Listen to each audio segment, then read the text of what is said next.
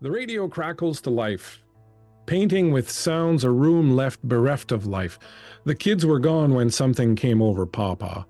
He stepped outside, a strange light shining in his eyes. Mama sat down as always, ready to listen to the show. Her knitting was at hand, as was a cup of strong black tea. Meanwhile, Pawpaw was in the shed out back. Something new was inside of him now, new yet old. With a calloused, trembling hand, Pawpaw reached for his old double-bladed wood-chopping axe. He walked back inside the house as the voice came on the radio, carried on in by crackles and pops. Well, hello there, folks. Thanks for tuning in. As you know, on our show, we tell you the kind of story that is embedded deep in our folklore. Stories that may or may not have happened, but that for certain have left a mark in our history and on the people who hear them. There are plenty of tales out there of the unexplained things, strangeness that moves about in the dark, and forgotten reaches of both history and the human psyche. Tales of witches and specters, of the devil himself come to have him a good time amongst us sinners, of monsters and beasts that crawl unseen in the shadows and step out into the light just long enough to feed. This is one such tale. They say leave a crack, and that old devil will slip right on in. That most nefarious of adversaries is crafty, all right, and he has an ear for the twang and jangle of an empty heart, a heart that wants, a heart that hungers. Now, at Logging Camp 9, there is a lot of want, a lot of need, a lot of hunger. The company hungers for wood and profit. The men hunger for pay and respite, some of their families and lovers. The forest hungers for peace. And deep in that forest, things move and hunger for darker sustenance. And that's how he gets you, that devil, hearing the echoing of an empty chamber and slipping his hand right in there deep and solid, offering you what you want most, but can't quite pay for. Wanting is as natural to human nature as breathing. It's also the gateway of the devil. Funny that. You could almost swear it was by design.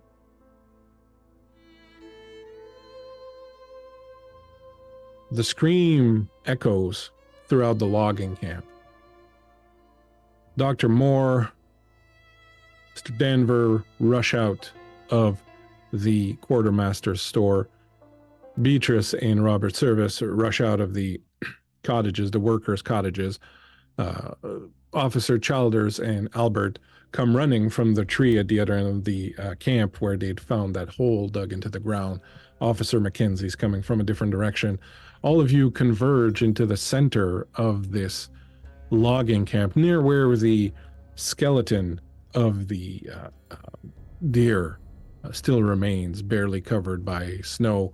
Snow which has begun to fall now. There are little bits and pieces of it floating through the air, coming on down, picking up a little bit of pace as it does so. The wind coming up a little bit also, biting right through you as you look around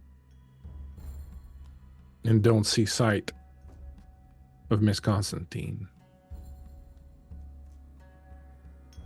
Do we have tracks? There are tracks, in fact, leading up from around the little bit of a hill there where Albert and Miss Constantine had been picking up herbs for the doctor to make some tea with. There are tracks that run to about where you are and then disappear.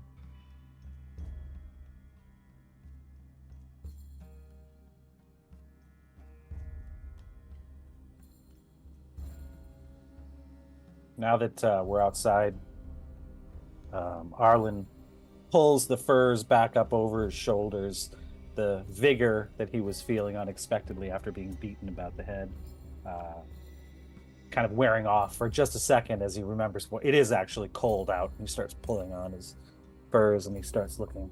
Any sign of the girl?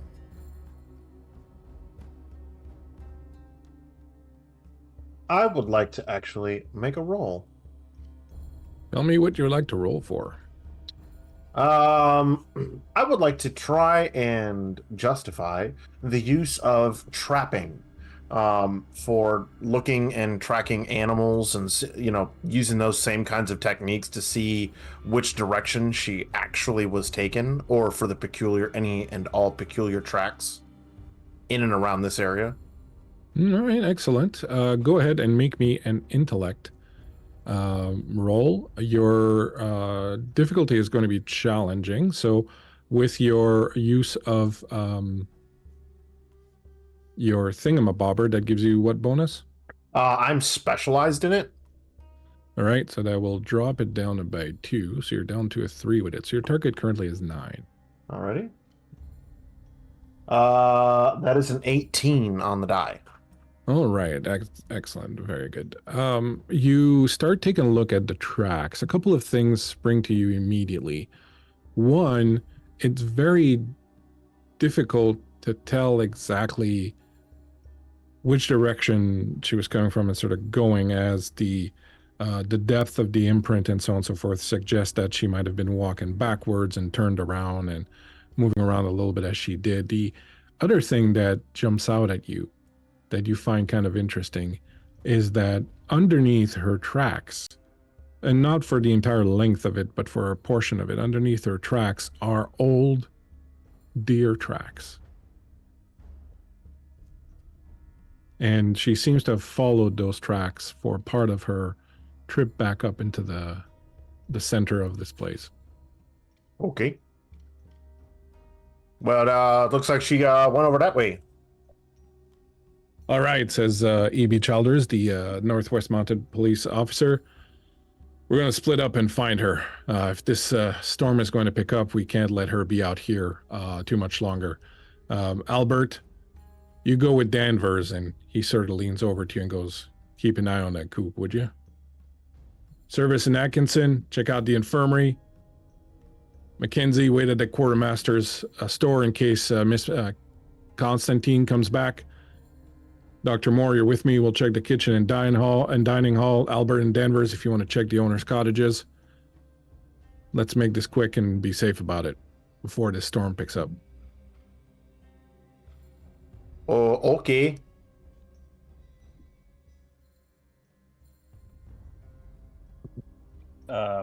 Danvers approaches Albert and he sort of looks at him and says, finally, the professionals are left to our... Right. I don't understand why the police are out here. They don't know nothing. They don't know nothing out here in the woods. Not a thing. No. And these ladies, they mean well, but this is man's country. Well, I mean, I wouldn't put too much past the old doctor there, but the other lady, the city's liquor lady, I don't know how well she's gonna hold up. We're down 1. Are we gonna be down 2? Well, I hope not. I must say, did you find the trail that they're following? Oh, it's heading on the way up there to the center where we found you and your skivvies upside down. Can you point that out to me? I'd like to make a quick check at something there. Oh yeah, it's right there. And he points down at the ground. See right there next to the bear shit? That's right there. See?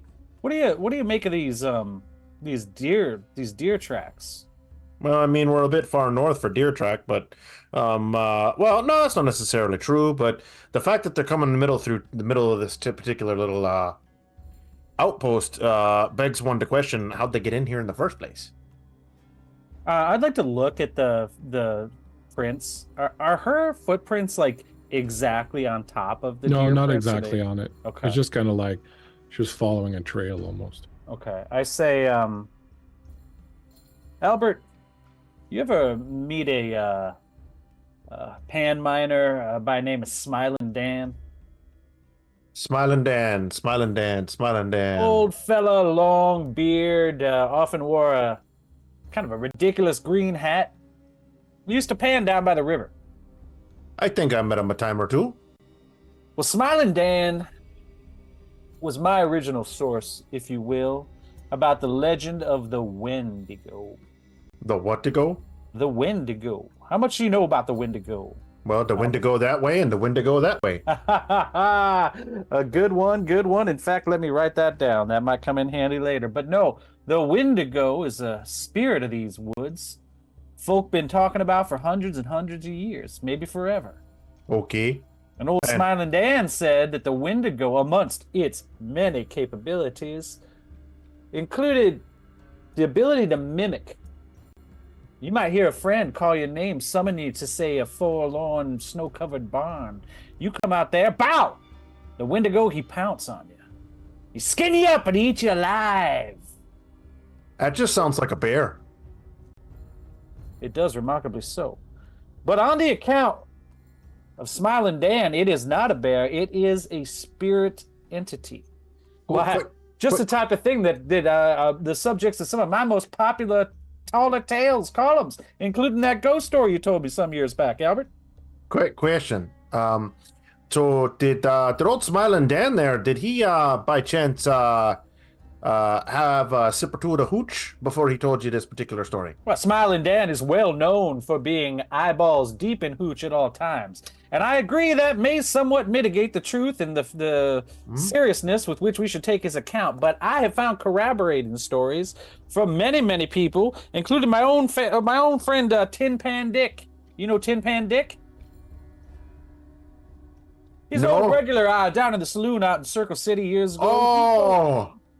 Have you ever heard the story? Now, you'd know Tin Pan Dick if you hear him, because he's got a missing teeth, and the wind just blows right through his teeth like every time he says an S. Right. He's friends with Copper Plate Peter. Copper Plate Peter, yes. Yeah, exactly, the self-same gentleman. Now, he told me a story that was reminiscent of the Wendigo about the Hungry Dutchman. You ever hear the story of the Hungry Dutchman, Albert? I heard the story of the Flying Dutchman. Well, that is a story of its own that is quite interesting indeed. But no, the Flying Dutchman, not the Flying Dutchman, the Hungry Dutchman. Okay. Involves a group of cannibals. Well, I mean, they're Dutch. Some years back, just before the gold rush, a group of Dutchmen from Huron County, as I heard it tell, in southern Ontario, come looking for gold and for fur. They ended up getting trapped in a blizzard, had to survive in an old abandoned mine shaft for nearly a month. Legend has it that they started playing dice to select a victim and began eating each other, one by one. Just before spring came and cleared the way, only 2 Dutchmen was left. No one knows what happened, but it's said that only one Dutchman walked out of that cave alive. They say he still prowled the forests and mountains looking for human flesh. The Hungry Dutchman and the Wendigo, to me, sound like they may be one and the same. That is the premise that's brought me to this camp, and I'm here to prove it. And Albert, now that we have shucked civilization and it is just the 2 countrymen out here alone, I believe you and I can get to the bottom of this mystery. Albert, I think, pulls out his shotgun, checks it, and then checks the brake, and then closes it. Well, I don't know about you, but the king's English here, he don't appreciate the Dutch, so we're gonna sort them out for sure. All right, now that gun will avail you against any Dutchman I have ever met, but sir, a Wendigo must be put down by the touch of silver. That lucky knife, which I apologize that I tried to pry from your grasp not long ago, that wouldn't happen to be a silver lucky knife, would it, Albert? Why are you looking at me like you're looking at a whore on payday? Tell me, if we are to be delivered from this evil spirit, it will come at the tip of a silver blade. It'll come at the tip of something. Or any other silver weapon, an axe, a spike, any kind. Is your weapon silver, my friend? That one that you said was covered in deer guts? I don't believe it's actually silver. That's not in the actual description, right? I don't remember. It just says that it's a folding knife. Well, now I know about appears to be neither even and a blade never needs sharpening. No, it's not silver, but I mean, it's not silver. But no, it's not silver. No, it's not. And it's a Japanese steel. Well-plated steel might work if we can melt some silver on top of it, but let's you and I explore some of these buildings and see if we can't find some silver implements to, in case, of course, run into any Dutchmen. Well, I wanted to go, but I didn't want to cut you off. I wanted you to get all the words out. I know you got a lot of them. I'm paid by the word, my friend. I am paid by the word. Ooh! They're gonna be paying quite a bill on that one. So the two of you head off towards the owner's cottage. A little bit further down the way, Beatrice, you and Mr. Service are heading towards the infirmary. Are you still holding the hatchet? Are you still holding the jar? What's going on with that? I think she's got the jar tucked into like her bag, her traveling bag. The hatchet, yeah, she would still have the hatchet, and she's sort of got it in like a white knuckle grip from sheer shock, and beneath her hand she has her kerchief wrapped around the handle of the axe or the hatchet. Otherwise, she just doesn't want to touch it. It's gross. But yeah, she's got both with her. My dear B, you certainly want to be holding on to that thing. It looks ready to give you some tetanus more than anything else. I think she sort of is startled by the remark and realizes, oh, I still have this in my hand. And she'll look Would up. you like me to take it from you? I prefer to put it somewhere safe so that it's out of reach for anybody who might have malintent. Well, I'll put it in my bag here. It'll be perfectly safe. Yes. Oh, of course. I certainly Takes it trust from you. you. Puts it Yeah. in. And what about that? Are you also intent on carrying that with you? You're looking at that jar, and it's this big mason jar, and there's some thick yellowish liquid in there, and there seems to be 3 nails kind of inside that jar, and it's sealed with beeswax, and on the top are what appear to be remnants of or pieces of a deer's antlers that have been stuck to the top of the jar. I would like to test the pH of this liquid, but I'm not ready to let go of it quite yet. It's probably just some nocturnal micturition jar that one of these yokels here used instead of going to relieve himself in the outhouse like someone with class would. Can I shake it? It moves around, and you can see that the liquid kind of detaches itself. There's like one thicker white liquid and like about half of it. And then the other yellow liquid, when you start shaking it, kind of separates, and the yellow liquid floats to the top, but then it slowly starts to emulsify again. I was going to say, is there any viscosity to it whatsoever? Yeah, a little bit, yeah. Okay. Robert, that's not urine. I would hope that that's not urine. I'm praying to God that it's not urine. Why seal it? Why keep it? Why not just dump it on your way out? I don't know. There's a lot over here that doesn't make much sense to me, darling. Perhaps best if we keep it aside for now, and we might ask the doctor, perhaps. The doctor would have some idea about what's in here. Perhaps.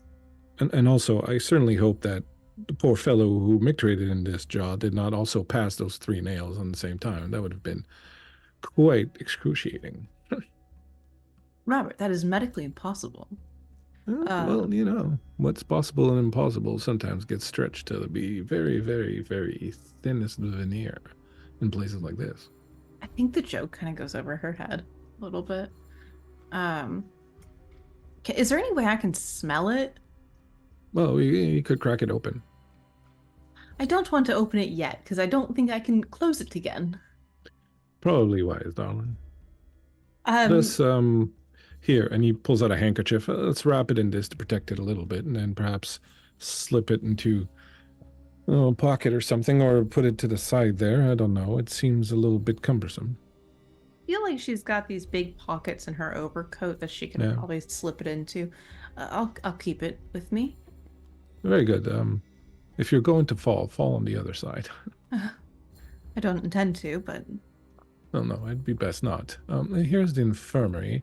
Perhaps, if nothing else, we can find some supplies in here, some medical goods. I do hope to find Amelia. I'm sure she's quite all right. The poor little lady probably just got lost.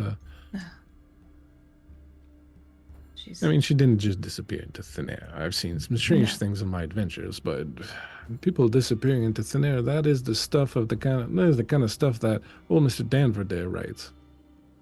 she's wildly neurotic, and I so hope to soothe her.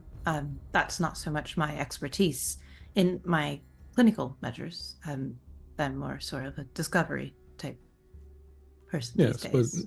if anybody can do it, dear, I believe you can. No, I do believe that is more of the skill set of Dr. Moore. I so much wish to study her neurosis, not so much cure. Dr. Moore's neurosis or Miss Constantine's Miss neurosis? Constantine's neurosis. I don't have a definitive diagnosis for Dr. Moore yet, but I'm certainly there is one. Yes. What are you working on? Do you have any inkling? She seems to be fairly fit. I do believe that there is some trauma. Oh, don't we all? And No. Yes. nothing more. I don't really see anything quite wrong with her. She seems like an apt woman, so. Excellent. That's Albert that I'm worried about. That poor fellow has lived out here on his own far too long, I believe. He needs a little bit of civilization to bring him back to his good senses. Robert, while you're an expert poet and an Oh, equally yes, I am. fine Thank you. adventurer, that is where you lack intelligence. I don't think that there's anything wrong with Albert at all.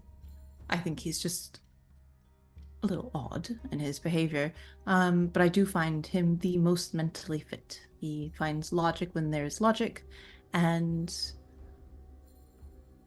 Well, often the uneducated do have a way of seeing things in the more straightforward and less cumbersome manner. Robert, that is one of the sourest things that you could have said. You have quite changed these years.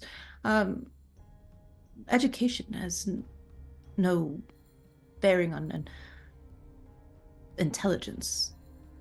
He's an Yeah, intelligent man. You pursue your own education with a fervor that is very seldom matched. You must certainly think that there is some grander benefit to education. I'm a woman of the academics, yes. A scholar, if you will. But only because my expertise and the things that I pursue must be learned through scholarly endeavor, not through life experience itself. There is Latin to learn and diagnoses to provide, but there is no first-hand experience unless, in fact, your mind is afflicted. Well, darling, he says as he opens the infirmary door, you're definitely in an experience now, and I hope that it bears some fruit for you. I hope my dissertation is a success on this. Well, I'm certain it will be. In fact, I've been meaning to talk to you about that. Will you be needing someone to edit your work? And as Absolutely you not. enter... Across the way, heading towards the kitchen and dining hall, are Officer E.B. Childers and Dr. Moore. As you approach the dining hall, Childers will say, whilst we have a moment, Doctor, what do you make of our new friend here, Mr. Danver? Does he seem to be, well, altogether? He does seem a bit unstable. But oddly enough, he seems quite healthy for being out here in the cold for so long. Strange, really. I thought so too myself. I'm glad to see that an expert in the matter was corroborating my thoughts. What could possibly account for that? Do you have an inkling? You know, I'm not incredibly sure. Something strange seems afoot here, but possibly he could be missing time or maybe mistaken the times. He does not seem to be in his right mind. This might be a diagnosis better suited for Miss Atkinson than myself, honestly. But physically, you would say that he appears to be hale. It is a fiddle. Oh, interesting. Have a bump on the back of his head, but Well, he did claim to have been attacked from behind. guess that means there could be somebody else hiding around here. I think the possibility is strong, considering how we found him. Well, then I guess we must assume that someone was here, even if they are no longer here, but I guess that they might still be here, so best be on our, best be on alert. Yes, of course. You hope you find sorry, go Miss ahead. No, go ahead. Constantine before perhaps this stranger does. She didn't have time to go very far. We were all around there. Albert and I were outside, which reminds me, we found an interesting sight, Albert and I, just before Miss Constantine disappeared. There is an old tree a little bit further back in the northwest corner. At the base of it, there was a hole dug up. Very recently, the shovel was still there, the dirt there. The hole was about 2 feet long by 3 feet deep. About the size that you would need to bury something small. A child? Perhaps. He spoke to a man in the jail. Said that the baby, they wanted to give it a Christian burial, much to the chagrin of some of the others. Why was there a baby at a logging camp? The wife of the owner, perhaps? Yes, they think the child was illegitimate.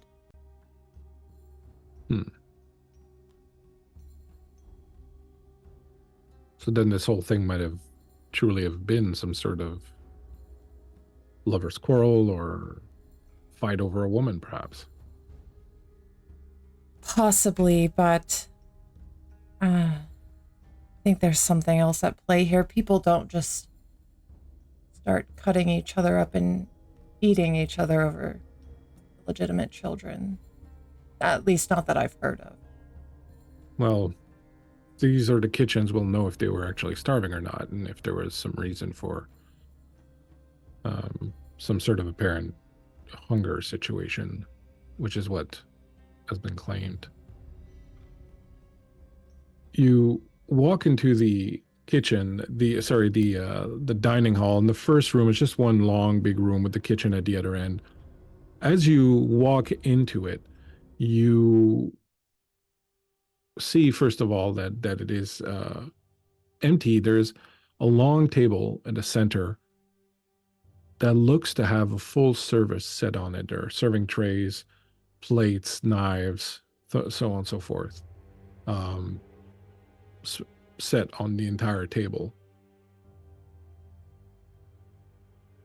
On a wall just beyond the table, so you walk in and there's a table, and then there's a wall at the other end, and there's a kitchen door. And on that wall, there is what appears to be a tree that has been drawn on the wall. It's hard to make out exactly what the situation is with that because it's kind of dark in here. The sky outside is darkening, getting grayer. The lights falling down. There are no lights in the hall proper. As you walk in, E.B. Childers goes over to the fireplace and looks around for matches or something to try and start getting a fire going to get a little bit of light. What would you like to do? I think she's gonna walk over and look at this drawing, especially because of the conversation they just had. Seeing this tree here, she would walk over and inspect that. When you approach, give me an intellect roll, and you have your herbalism will give you a drop on it. So your target would be, currently your target would be 9. You could blow some points from your pool to lower it if you wanted. No, I'm gonna 9 should be okay. We'll see if I need to use a reroll. Okay. I got a 9 on the dice. All right, excellent. As you approach it, you see that the tree is in fact 2 parts. There is the tree, and then there's very clearly at the base of it a cross that has been drawn also. But as you approach, you notice that the red flaking paint that was used appears to probably be blood. She's is there anything like, is it just a tree? Are there any more images here? Any writing? No, it's literally just a very roughly drawn tree with a cross at the bottom.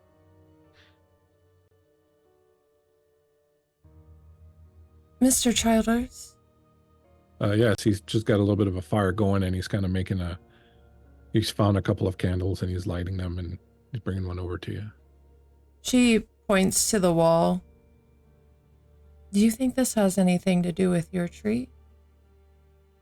Well, it'd be a hell of a coincidence, but if it didn't, but is this, and he scratches at it. Is this paint or blood?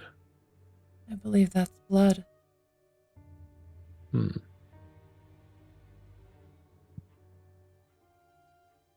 Looks around. Do you remember how many workers were in this camp? Would she? I would Yeah, assume she would you know from the... Yeah, there was supposed to be around 30 workers. Okay. I recall there being around 30. There's a full service here set, but it's very... 13 places.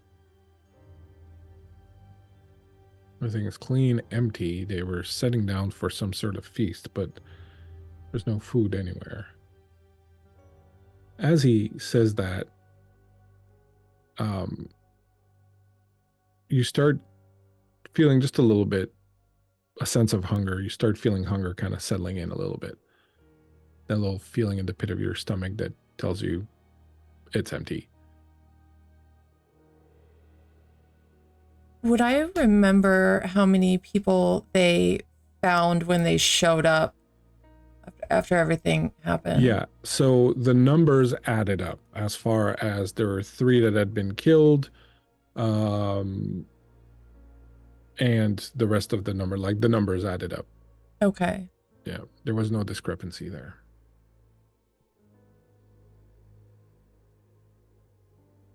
Shall we go and see the kitchen, see if they had any food here?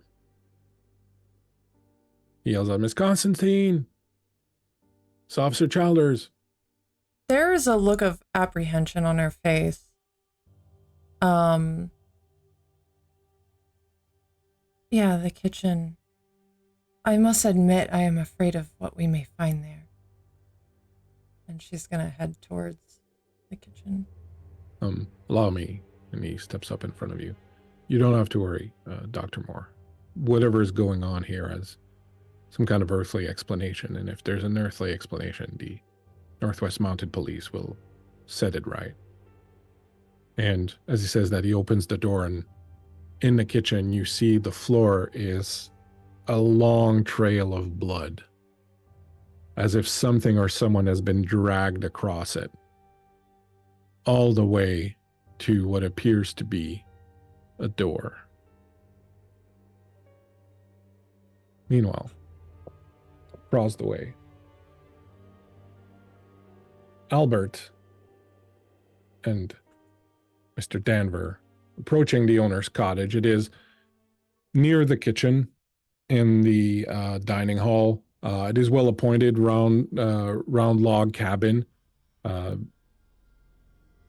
As you approach it, go ahead and make me a intellect roll, both of you. If you have anything having to do with the occult or the supernatural or folk stories, things of that nature, you can use that in your roll. You can also, if you want, use points from your pool to lower the difficulty. Currently, your difficulty would be set at 5, so a target of 15. And what's the impact of having that folklore knowledge? It will lower it by 1 task, so to 4, so it would become a 12. Like you, Eric, have understanding or using magic or knowledge folklore at trained, so either of those will work. Okay.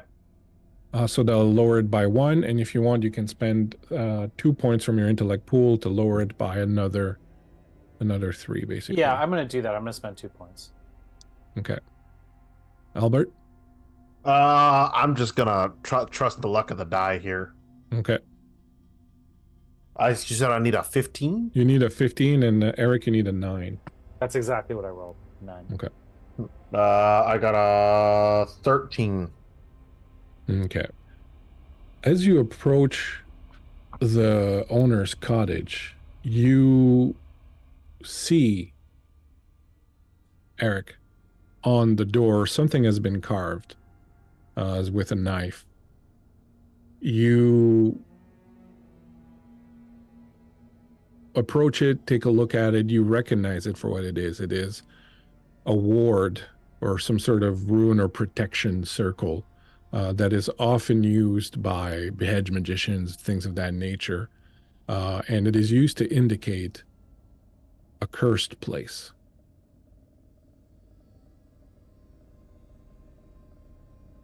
As we're heading up there, I assume, right? And so as presumably Albert is about to open the door, Arlen's gonna hold it shut with his hand, and then with his other hand he's gonna tap at the symbol, and he's gonna say, "That there is an old magician's trick. It's a mark. It says this place is cursed." Cursed in what way? Well, I guess it could be in any number of ways, but I think we might have to go inside to find out, but we might not like what we see. Somebody thought this place was trouble and carved it with a knife. That's a warning, of course. Oh, yeah, I like marking your territory. Yeah, I get it, eh? I have unfortunately left my knife with my drying clothes in the other building. You are in your skivvies and a bear Yeah, pelt, basically. Right. Perhaps now would be an opportune time to arm yourself, Albert. He holds up his shotgun. Now, since you have the shotgun, perhaps I could use that knife. No malarkey here, my He friend. reaches behind him and he pulls out his hunting knife and he hands that to you. Now this is some business. Excellent, Albert. Excellent. My grandpappy done made that one. You lose it, I'll take your head. Well, and he points to the missing ear on his right side of his head, and he said, "I'm afraid you're going to have to get in line, Albert, behind a bear. Anyway, on we go." Hold on, friend. And he puts the shotgun in the crook of his arm and he reaches in to his back and he pulls out a small pouch and opens it up. Well, now it seems like as good a time as any. And he reaches in and he starts to smear this red powder over his eyes and around his nose.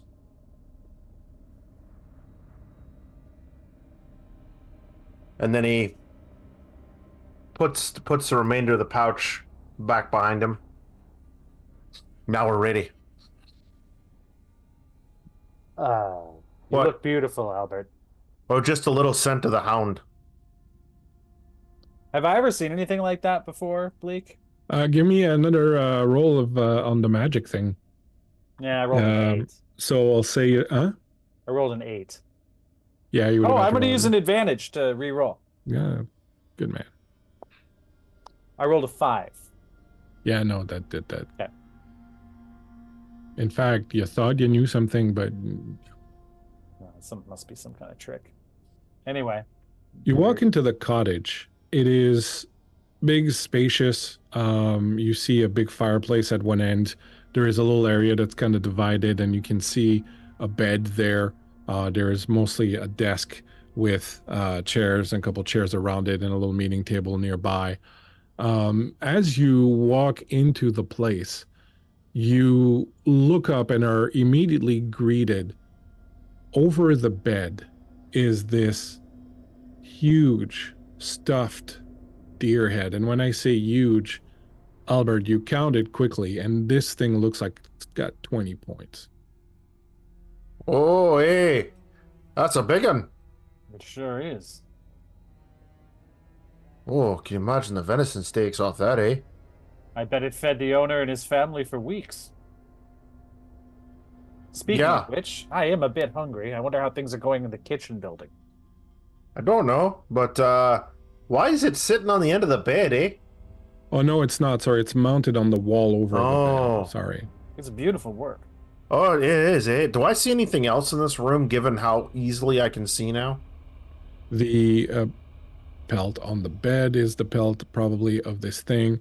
What does the thing do exactly that you used? I can see in the dark any sort of perception that based rolls that need to be made. I make them unhindered. It says spread the mixture around your eyes, nose, and mouth for 5 hours per cipher level. You can see in the dark as if it were daylight, and have an asset in all perception tasks, including those involving smell and taste.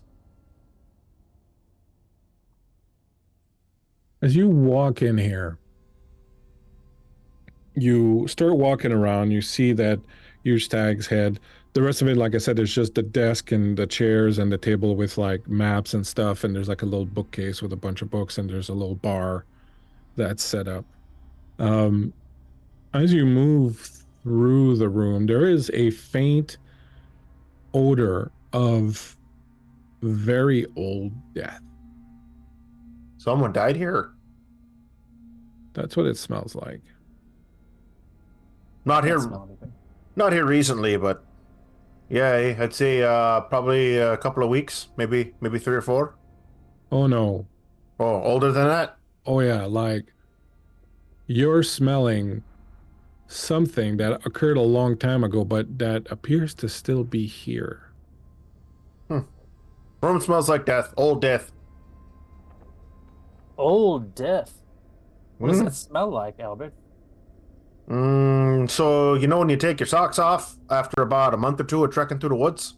That sounds about the right time. Yeah, that's kind of what it smells like. Ugh.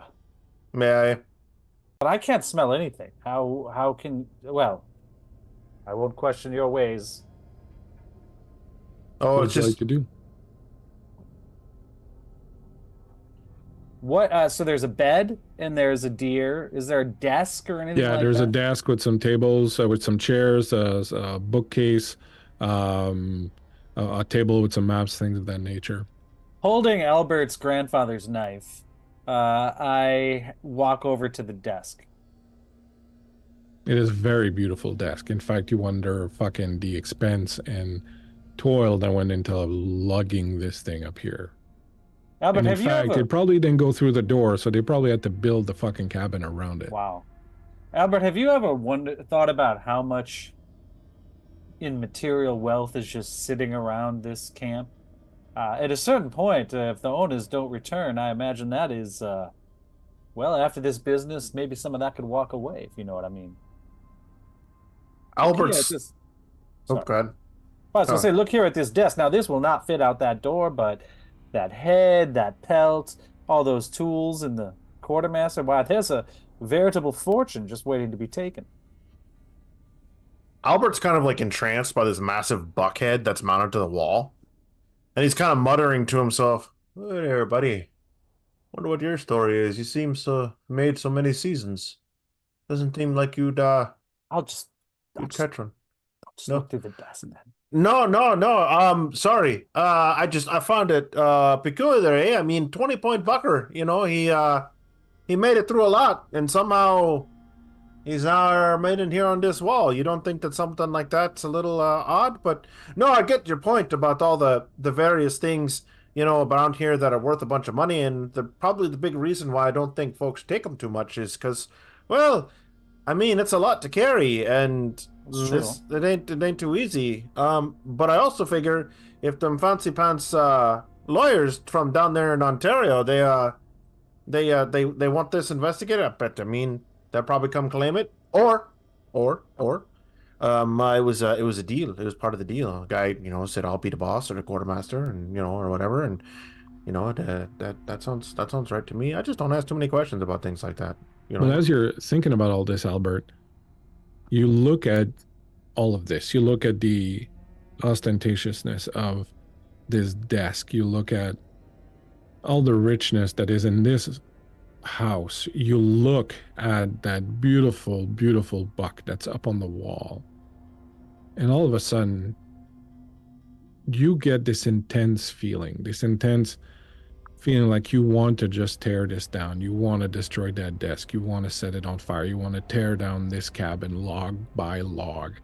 You get this intense hunger for destruction, for consumption. You want to just destroy all of this, and you want to feed it into a fire and watch it just get consumed.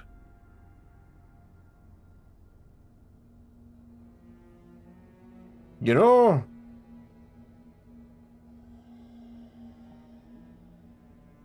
the little voices there in the head, they're telling me things, and things I don't necessarily agree with at the moment, but I can't help but feel like I need to listen to them. You are hearing voices? Well, I mean, the inside thoughts that are inside your head, like when you're thinking to yourself and what have you. Ah, I know these voices well, Albert. Yes. They, When the they're- voices... Oh, sorry. No, go ahead, by all means. When the voices get too loud in my head, I like to calm them with a nice drink. Perhaps now's a good time for more of that hooch. No, I think this time I'm just gonna go ahead and listen to him. And he raises and empties both barrels at the buck head on the thing, and then he cracks the breech, pulls out 2 shells, puts 2 more in. Mice best look out the way, and he levels the shotgun directly at freaking Devin, and you gonna move? Yes, and I As he on the first shot, I dropped your grandfather's knife. The 'cause moment- what the hell? the and moment now I'm just getting yeah. out of the way. Whoa, Albert! Save your book! Ah! I get the hell out of the building. Oh, hey, that looks pretty nice, eh? And Albert's gone mad! as that business is going on, further afield in the infirmary, Beatrice, you and Robert Service walk into the small infirmary. It's very tiny. There's basically a desk in the corner, a couple of shelves worth of supplies. There's a little examination table kind of thing, a couple of chairs. The place looks like it's been a little bit ransacked. However, as you start moving through it, you will notice that there are a lot of things still around. There's medical supplies, a lantern with a bit of oil, some encyclopedias, a doctor's bag. There's a big sheepskin lined overcoat that's hanging on a peg. Bunch of stuff still here that would certainly be useful. Mm-hmm. I think immediately Beatrice is taking stock of what is around her and what is most useful versus what is not, and she's going to open up the doctor's bag and fill it with as many medical supplies as she possibly can. And is there any desks or any drawers that can be rifled there is through? a desk where the doctor would have been working. Yeah. I'd like to go ahead and search that for any reports. You will give me a intellect roll. Intellect. Okay.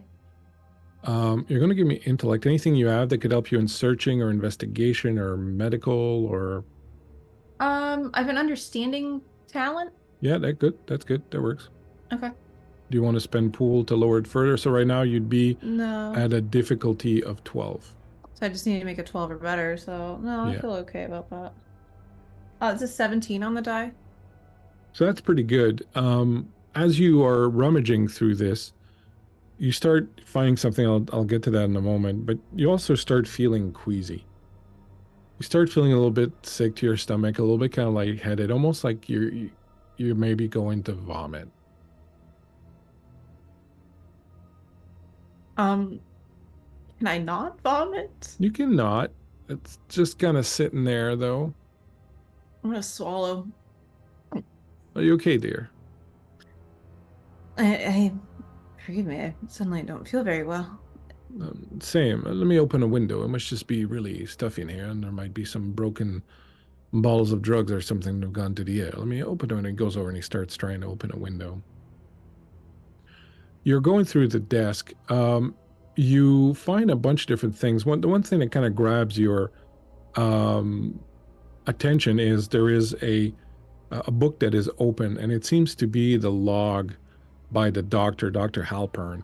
And it's open to basically a year and a day earlier, a day before Thanksgiving last year.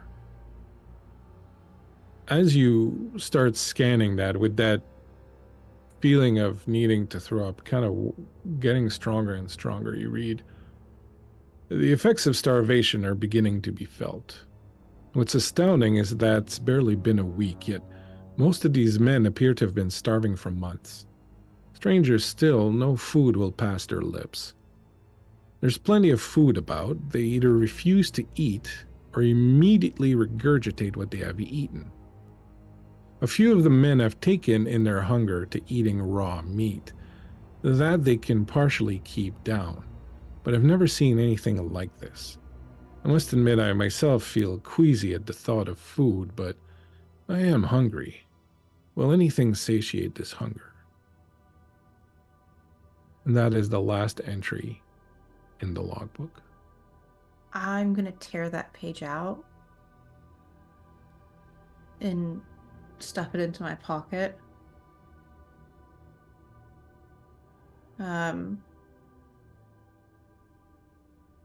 Looking further into the infirmary, I really hate to ask this question. Do I find any bodies, remains, anything there? No, you go through it, you don't find anything like that kicking around. There's no bodies or blood or anything like that. Okay.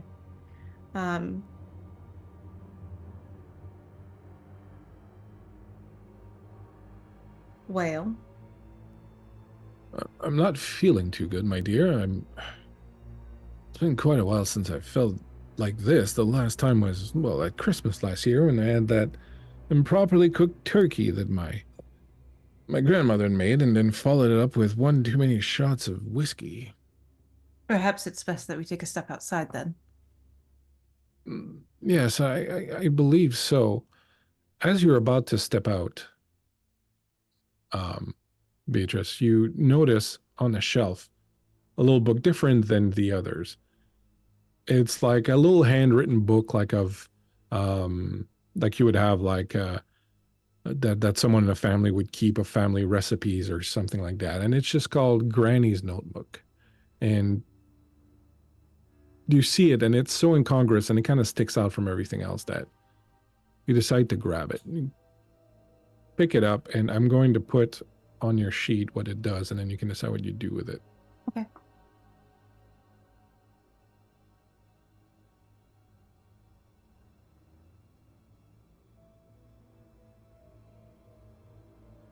Does it smell like grandma's cookies? Yeah, it does. There's a picture of grandma on it. Hand drawn, everything. Anyways, I put it on your thing. You can decide what you want to do with it. The two of you step out, and as you step out, Robert just starts vomiting, and he just throws up all over the balcony. And as you're like leaning to go and help him, you start hearing shotgun blasts coming from across the yard. Can I take the hatchet from Robert and start making my way over there? You absolutely can. I would He's like like, to do that. wait for me, darling. And he's kind of like on all fours, still kind of. She like books it past him and like kicks up snow in his face, probably. I imagine she's not very good at running in the snow. Deftly, at least.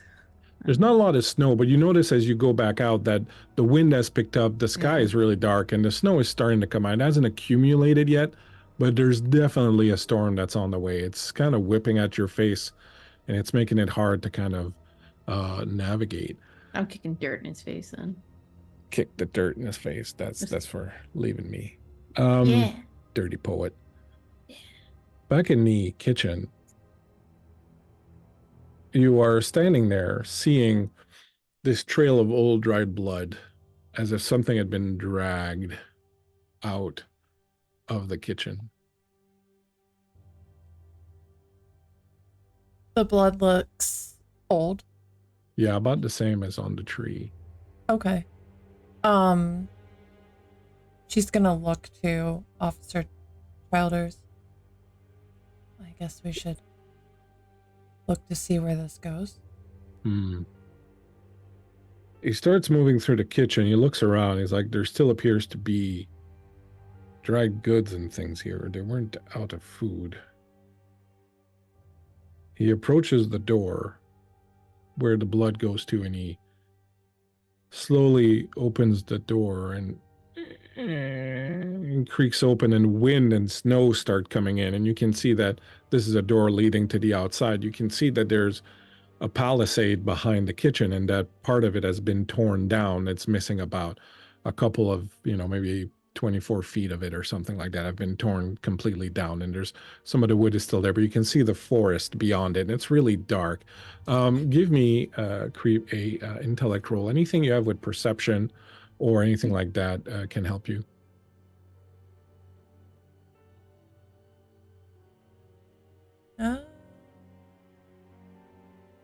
Yeah, I don't think I have anything with perception. What's my goal? What am I trying to hit? You're trying to hit a 12. Okay. You can spend some pool points if you want. Would understanding help at all? Yeah, sure. Yeah? Yeah. Will that take me down to 9? Yeah. Okay. I rolled another 9 on the dice exactly. What the hell? On the dot. Well, a 9 is good enough. As the door busts open, and you're looking out there, and the wind's coming in, the snow's coming in, you notice something moving over Officer Childers. The ceiling, part of the ceiling is opening, like there's a trap door, and it's opening. She glances up and just kind of does one of these. Officer Childers. What? He turns and looks at you, and as he does, the trapdoor opens, and this ladder comes sliding out, and stunk lands on the ground in between the two of you. He backs up, and you can hear the wind is going through it. So as the door opened, the wind, there's like a wind tunnel effect that was going on there. The trapdoor is down, and there's like a ladder that leads up into it that has slid down. Do you think we should check up top? I mean, I don't see how Miss Constantine would get up there, but just in case there's someone here that... We may as well. And that's when you hear the shotgun blasts coming from right next door. And he's like, God damn it, Albert. Stay here, Dr. Moore. I'll be right back. And he rushes out the back door and heads on towards the building next door. You're standing there alone, the wind's still whistling through. He's left the door open, the snow's coming in. You look outside and you can see the forest there, and it looks very kind of ominous to you. You don't see anything moving in it, but you get this strange kind of feeling like it's staring back at you. I'm in the kitchen. I would like to glance around and see if there's any kind of knives or anything that I could use to eventually protect myself. You would find knives, and you would probably even find like a hatchet. It would have been a hatchet for cutting up wood for the wood stove. Okay. I think she would try to take a very large, like a kitchen knife, you would find that over a hatchet, just because of her size. She's a more petite woman. Kitchen knife seems a little bit more useful in her hands. So she's gonna take that, and she really wants to go up in this attic. It's calling to her. She sees the woods, but I don't know, it was almost too perfect that. So let me see. I don't have any kind of light on me, which is the problem. It's night right now. Yes. Well, it's very dark. It's like, late in the afternoon, but with the storm, it's gotten really dark. You still have candle, right? I was going to say, I have a candle. Yeah. She's going to, with the knife kind of like tucked in the waist of her skirt, and holding the candle, she's going to slowly kind of ascend these stairs into the attic. She's not gonna go right in, but kind of like doing the like get up there to like put the candle on the ledge and peek over while pulling the knife out of her skirt kind of thing. As you climb up there and put that candle up and bring yourself and start peeking over, you see a small attic, and there appears to be a room here. You see a tiny bed, not a tiny as in an infant bed, but a small bed with a footlocker, a little table with a chair, and you see a dress that is kind of hanging on the corner of the bed and is just in the wind that is being created because there's a little round window at the top and it's partially open, and the dress is just kind of floating up like this. Do I see any people? Is there a body in this dress, or is it just a dress? It's just a dress. She's gonna climb up all the way. She's gonna tuck the knife back into the waist of her skirt, and she's gonna kind of look around the room for any clues on whose room this could have been. I think she would maybe go to the desk first. Okay. As you're doing that, in the building next door, Albert has been firing at everything and everything else, and things are exploding and breaking apart and just sort of being shredded. And eventually he's, I assume you stop at some point, like before you kind of totally run out of ammo. Danver, your ears are ringing from the shotgun blasting that's been occurring next to you. The desk has been ripped apart. The bed, the head of that buck, it's just antlers are broken, lying on the ground. There's windows broken now. Some of the art that was on the wall has been shot and destroyed. I want to get the hell out of there. The minute he started shooting, I'm not. You run outside. You see Officer Childers running towards you, as well as Beatrice coming from across the way. Childers like, what the hell's gotten into that man? Did you find anything? Albert, he's gone mad. He just started shooting up the place. God damn it. I dropped my knife. Miss Atkinson, be careful. Come here. Oh, Get behind me. no. I feel like she finds this very indignant. This is a woman who has faced down horrible, horrible men in her life. People who have butchered people. Not just a mad wildman with a shotgun. This is nothing to her, I think, in her eyes. And I think she'd kind of shove past Evie.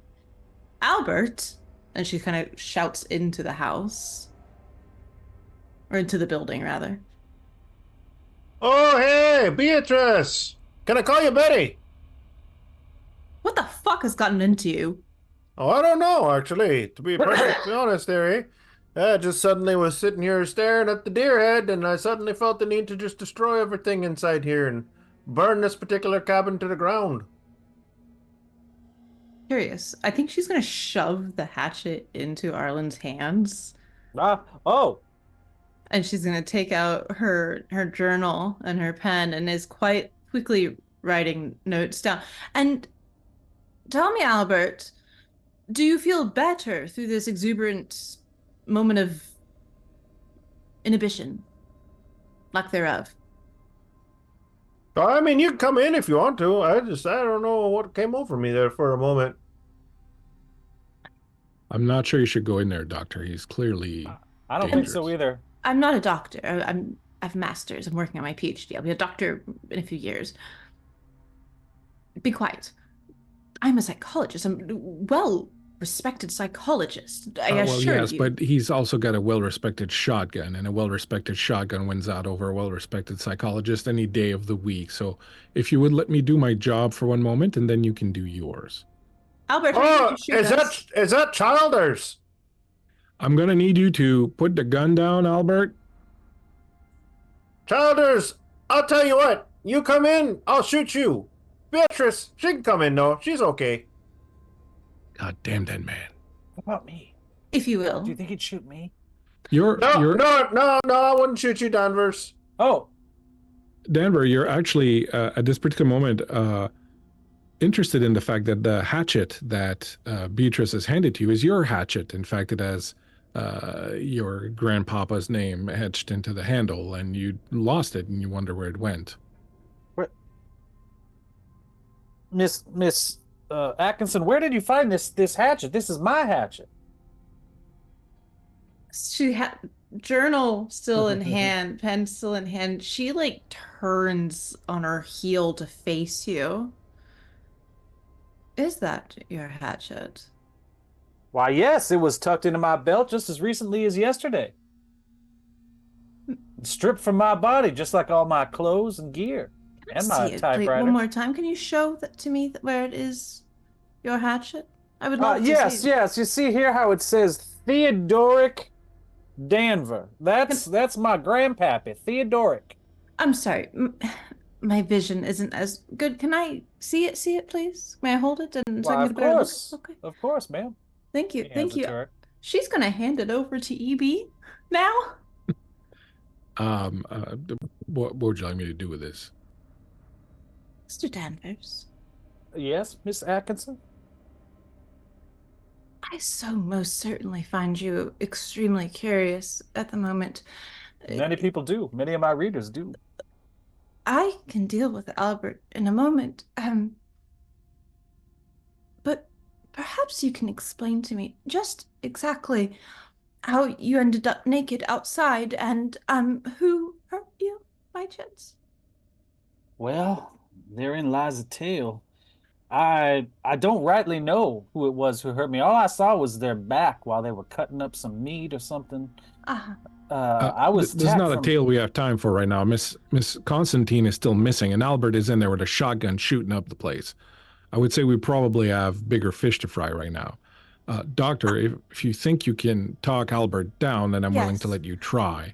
I think that you should, Mr. Childers, you should perhaps hold on to that. Hatchet for just a moment. Arlen, I understand it's yours, but things are a bit afoot right now. And if you would just hold on, we can get really into the nitty gritty of it. And then I'd like to do that. I promise I'll give it back to you. I promise. I promise. Well, okay, thank you very much. Yes, okay, very good. Albert, I'm coming in now. And she's gonna walk in slowly, and with her journal kind of tucked up in her arm and her pen in her hair. Like, as you do, like, he cracks the breech and the two empty shells go out with that audible clink clink as they hit the ground, and he's loading in two more. Albert, if you shoot me, I will be most cross. No, like, he's not even looking at you. He's, like, looking at the walls. He's like... Albert, darling, you're not a fool. You do understand that most of this can be collected for evidence, all that you are destroying here. I'm telling you, you know, like, when you're out here in the wood, you know, I see. There's lots of things that you see and that you hear. And when you're out here, man is less of a creature of, you know, reason and logic. And we rely more on our instincts, Harry, you know? And, like, so... My instincts, they was telling me that, you know, I needed to destroy this place and then maybe go get some back bacon. Albert, would you trouble with me with a hypothesis then? Would you not say that perhaps it is not the progression of man to sort of reject our basal instincts and progress further into more polite society? Not to say that you are not polite, nor society. No, I mean, what, you want me to go live in the city? No, what I mean is perhaps put the shotgun down and stop destroying all of the evidence. There's no evidence in here. We looked. I suppose. You're wasting ammo, though, I would imagine. Oh, yeah, but I got plenty of that. Okay. Bones, can you make me an intellect roll? Oh, I would love to. Your understanding you can use. Yeah, I was gonna say, what's my target? Your target will be it's still a hard roll, so it'll be 15. So with the your skill will go down to 12. You could spend points from your intellect pool if you want to bring it down further. Okay. But can I call my advantage after I roll? Yeah. Okay. Oh, it's an 18, so. Okay. In fact, that's a critical success. So as Albert is saying, no, there's no evidence. We looked. You noticed that he's standing. Something as he was destroying the desk, papers and stuff kind of flew everywhere. And under his foot is what appears to be a letter written. And from where you can see, you can't really see what the letter is about, but the date at the top is the same date that you just saw in the doctor's log. Might I approach? Oh yeah, you can come on over. Very good. And she's gonna walk to him and she's gonna crouch down at his foot. She's gonna give him kind of a tap against the ankle. Move your foot, please. Okay. And he moves his foot. And she'll take the letter, and kind of give it a brief skim. The letter, which appears to have been incomplete, was being written by the crapola. What was his name? Brooke Campbell, the son of the owner, and one of the victims of this entire shenaniganry. The letter reads, "Dear Father, I'm adding this personal letter to the packet of reports and requisitions to ensure it reaches you more quickly. I appear to find myself in a bit of a situation. I remember well you telling me that hiring a female to work the kitchen in a camp full of loggers was a mistake. I wish I had listened to you. You should know I had honest designs on Miss Felders and thought her an honest and God-fearing woman. She instead turned out to be, as you had warned, a veritable succubus.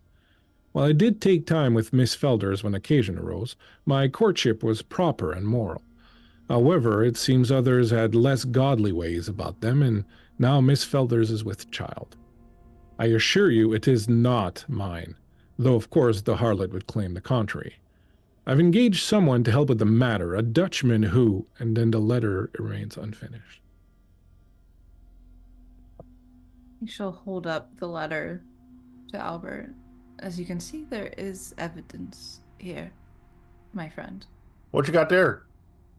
It seems to be a letter from Brooke Campbell himself, and she's going to tuck it into her coat. Okay. Now, perhaps we can find a more productive form of utter destruction. Now, I find that this can be very therapeutic and cathartic, so I do not want to deter you from it, but perhaps not the interior, nor with that of a shotgun, which is a dangerous weapon. Would you be willing to accept these terms?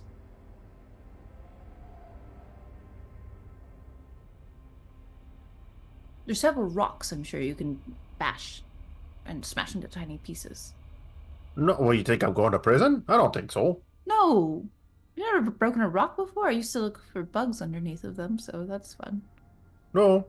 Oh. No. The only time I take rocks is I smack them together to create campfire to get sparks going off the flint. Right. Well, what else would you like to destroy that's not an interior building that I might have evidence to help the two young men not go to prison? Well, I was just following what the little gut feeling was telling me there, and yes, that's all that it was. Yes, I understand. You know what though? I think I am gonna head myself over to the kitchen. Though I am a bit, I'm a bit peachy keen. Need me some food. Okay. Yeah. Sure. By all means. And she sort of steps out of his way and Yeah. and You want some coffee? No, I think I'm all right. I had a bout of illness in in the infirmary, and I think bad air. And he gets, like, in that moment, he gets real close. Don't trust Childers. Don't trust a city cop who comes out to the middle of the woods for no reason other than his own. He don't belong out here. May I give you a piece of advice as well, between the two of us? Yeah, eh? Do not trust Mr. Danvers.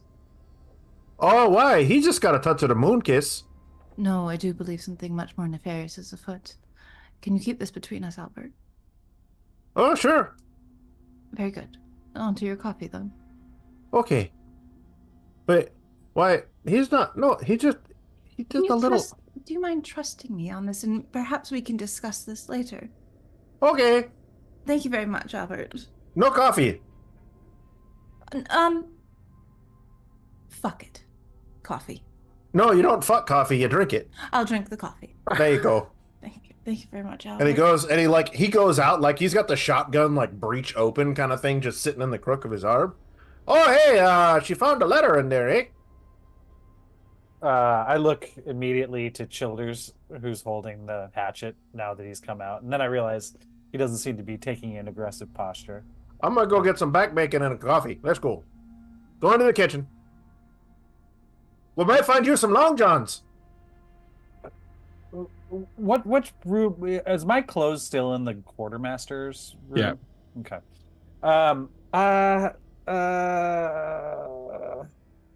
All right, I'm gonna follow Albert. Yeah, let's get us some food. I'm hungry. I got a powerful hunger. I mean, how can we solve this unknowable mystery of the frontier, when on an empty stomach, right? I mean, I'll get the coffee going, right? We'll get some bacon going. I'm sure they got some stuff. None of y'all cook? I cook. That's okay. I cook. We got some biscuits. Yes, I cook as well. Yes, of course. Anyone who lives on the frontier cooks, as you well know. Right. But I mean, there's cooking and then there's, preparing food. And I'm pretty sure you just kind of cook it and make sure it's not going to kill you when you eat it. Yeah. Okay, just checking. Do we need anything more than that? Yeah. You and I, brothers of the woods and snow. Listen, I may live in the frontier and I may make my living off the woods, but I'm not opposed to a little bit of oregano. Ah, then lead the way. On those prophetic words, as you head towards the kitchen, upstairs, Dr. Moore, you've been going through the effects in this room. It is clearly a room where a woman was staying. You found women's clothes and things. You found books, a little tiny ball of perfume, a couple of cookbooks. There was a little chest that you pulled out from underneath the table, and when you opened it, you saw that the woman who lived here had started amassing things for a baby. There are little clothes, little toys, things of that nature, like a little just a little case of needful things that started to be amassed. As you're going through these things, you start getting the image of a very young, innocent, romantic woman. You at some point find among all these things a letter marked from a place in southern Alberta somewhere, probably from a family. It sounds like the mother writing the father's words.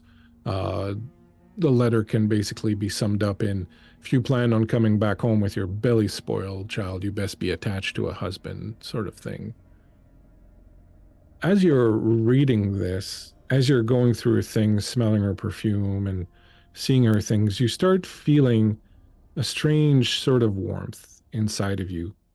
And as you're eventually get around to finding some of her own writing and you start reading it, you start feeling a strange kind of sensuality in all of this, and it's kind of spreading through you, and it's a feeling maybe that you've not really felt in some time. You will find at length among these things what appears to be a diary of hers. Do you open it and read it? I do, yeah. I will send you right now, and we will take a break shortly. But I will send you right now a link to one of the last entries.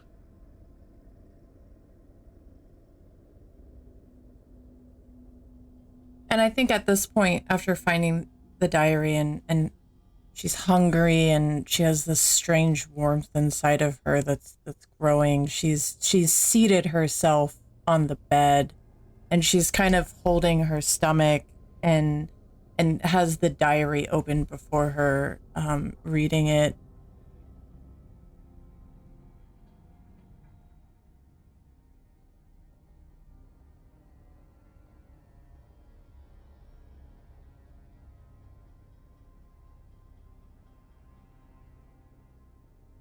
Do you want me to read it, or do you want to read it?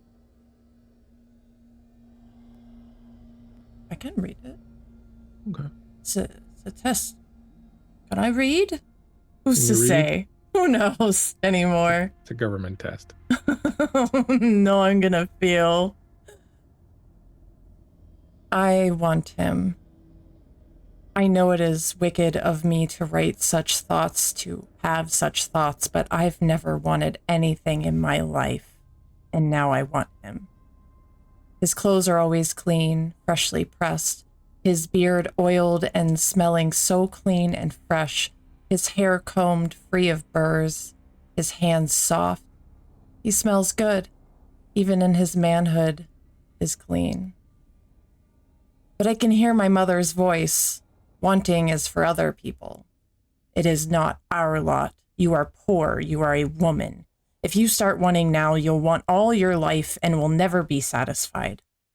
Your lot is to be satisfied with what you have. Longing only turns the taste of what you do have to ash. Yes, I am a woman, and I am poor. But I am educated and well-read, and I am a hard worker. My hands are as skilled, my breasts as fine as any rich lady's parts, and even more, for I know the value of sweat on your brow. I have never wanted, never been allowed to want, but I want him, and I will have him. Little does he know how he will sate this hunger that burns in my stomach, in my loins, in my heart, a hunger for a better life, a yearning for what I want and not what I am allowed to receive. Why should I be content with what the world gives, what the good Lord deems me worthy to have? What about these passions that run through me to travel, see the world, to paint sunsets and starry skies, to write sweet words of poetry that can move a stranger hundreds of miles away as they read them, as if a part of my soul reached out across the void of life to touch theirs? To feel the burning touch of a man who desires me, feel him inside me. Why is wanting the purview of those who already have so much, and not of those who, like me, have never had anything? Once there was a single soul, and in the darkness it was cleaved in two, and I got one half, and he the other half. And now it speaks to me through his words, through his care and attention, through his touch, and I would have our souls reunited.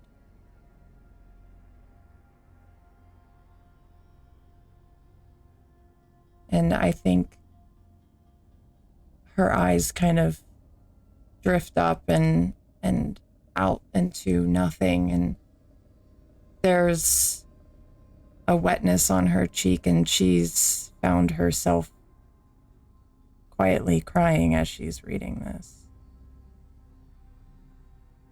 Creep, as you finish reading this diary, you notice a little thimble that is on at sort of at eye level and in kind of like the framing beams of this place, a little thimble, and inside there's a little spider that has started making a little web inside that thimble. And you kind of remember an old story that you'd heard at some point, not long after moving here to the Yukon with your husband, who was part of the gold rush thing, that in certain cases, if you put your ear close to a spider's web in a thimble, you would be able to hear sounds that the spider's web had caught and hear the voices of people and such.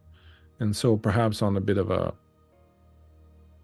little spur of the moment thing, you grab it and wrap it so that the spider can't get out, and you wrap it in a little tissue that's there, and you slip it into your pocket. And I put the stats for that on your character sheet. Beautiful.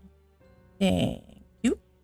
You hear a bunch of people lumbering in downstairs with talks of making pancakes and flapjacks and back bacon and coffee, and then stopping kind of abruptly when they see the blood smeared all over the floor. I think while they're talking about food, I hear my stomach like just let out this horrible growl, and I very quickly wipe the tears from my eyes and try to correct myself before climbing down the ladder. You will, and I'm just going to narrate this a little bit just because there's no need to stay in this particular room, but you will come down from there, see that it's probably not like a good place, but there are some dry goods and some food, so you grab some stuff, and you will all start heading back out.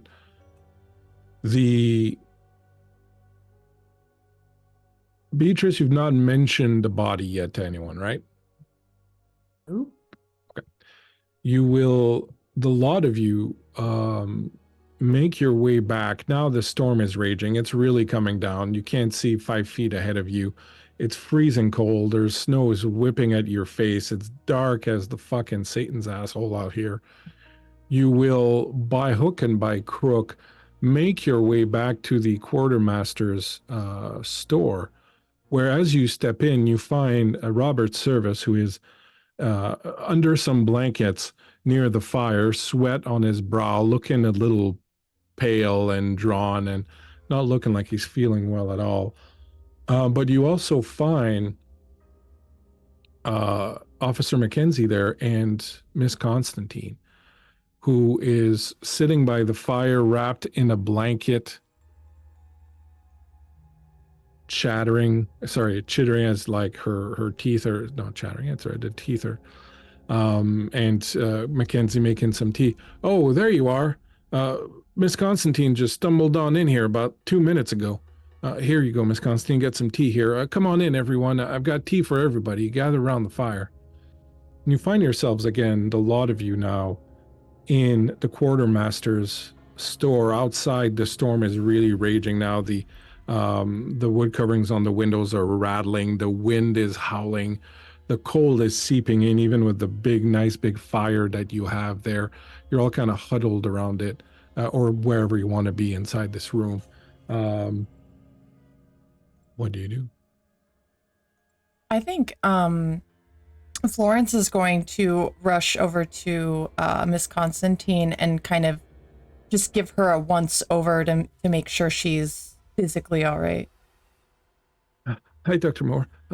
I'm just really cold. Do you think I'm going to lose my fingers and my toes? I don't want to lose my fingers and my toes. Miss Constantine, please relax. Where did you go?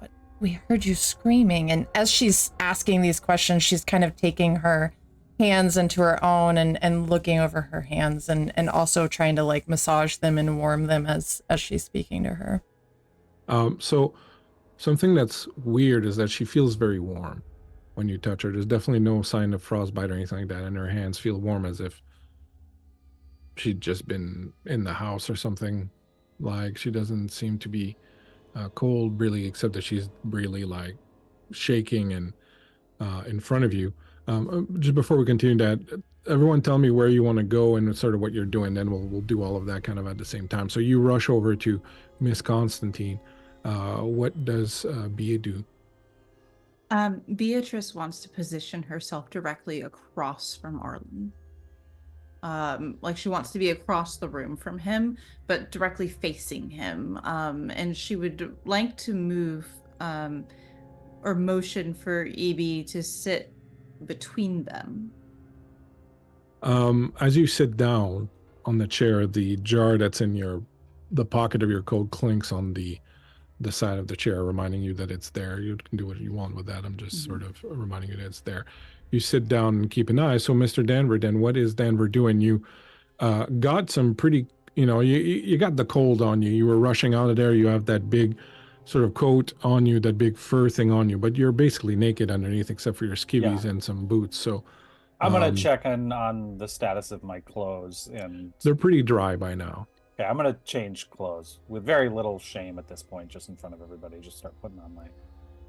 All right, and Albert. Well, now you know why they call him Big D Denver. Anyway, so we're gonna go ahead. We're gonna start boiling some water and putting some rags in them. If she's been suffering from exposure, we're gonna heat up some rags and get them on her body to help, kind of fight away that exposure thing. Old Northman trick. All right. Mackenzie's busy kind of making tea for everybody. Childers is kind of standing back. He saw your look. He's kind of ignoring you, B. He's keeping an eye kind of on everything and everyone at this particular point. So yeah, go ahead. Do what you want to do. You were talking to Miss Constantine. So everyone can pitch in however and wherever you want. Yeah, I think, Albert, did you say out loud that you were going to go start heating up some rags? Yeah. Florence is going to look up as she's still holding Miss Constantine's hands and say, Albert, I don't think there'll be any use. She's actually quite warm. Perhaps the shock is making you feel warm. Does she got the fever? She kind of puts her hand, the back of her hand, to her She feels forehead. just normal. Oh, No sweat even. Feels perfectly normal. Oh. She's gonna grab her doctor's bag and open it up and take out her stethoscope and listen to her heart. Give her kind of a once over.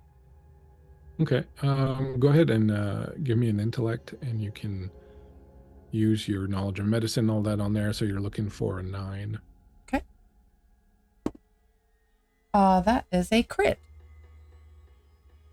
Excellent. You do a good once over.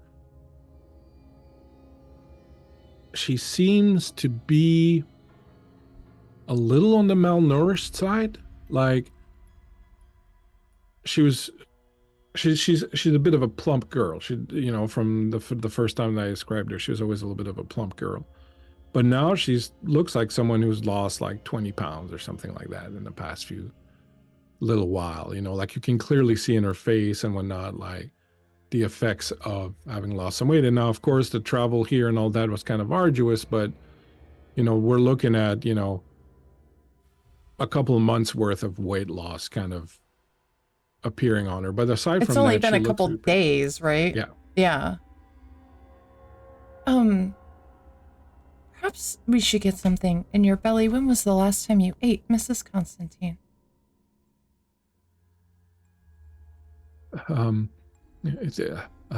would have been this morning when we had breakfast just before we showed up here at the logging camp. I had Miss Albert made some very good eggs, and I had a piece of bread with some marmalade on it.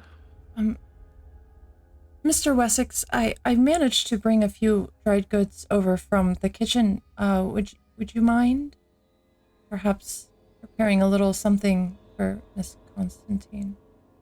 You betcha. Thank you, Albert.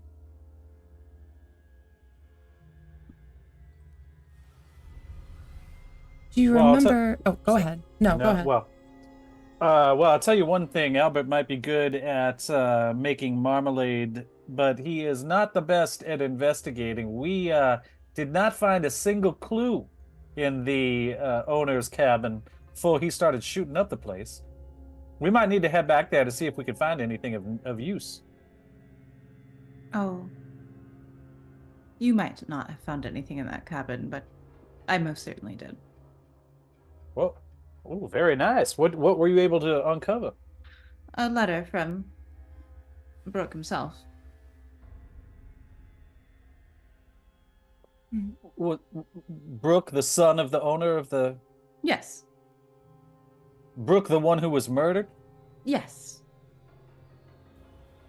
Brooke, not like the stream, eh? Correct. So, what did this letter contain? Anything germane to our circumstance? Yes, he wrote of the woman, what was her name? I can't remember. Annie. Pull up. Annie, yes. And that she had fallen, well, pregnant. Oh. What did he say? How did he speak of this? To be quite frank, he sounded like an ass. He spoke of Annie as a harlot and that the baby was not his. He wrote to his father and looking for acquisitions, of course. But he didn't finish the letter. I see. And she's going to reach behind her where she had tucked the diary at her back and pull it out and kind of just hand it over to Miss Atkinson. Beatrice is sitting next to me, right? I think so. Everyone's very close. On Yeah. Yeah. Well, I found this above the kitchen. It seems as though she was living there in the small attic room. And she's going to pass it to you. The last entry may have significance to this. I see. And I think Send a copy of it to everyone. we'll sort of flip through it and kind of skim it for a moment and then tuck the letter she had found in with it so they can be together. More importantly, Robert and I found a body. Body. Yes.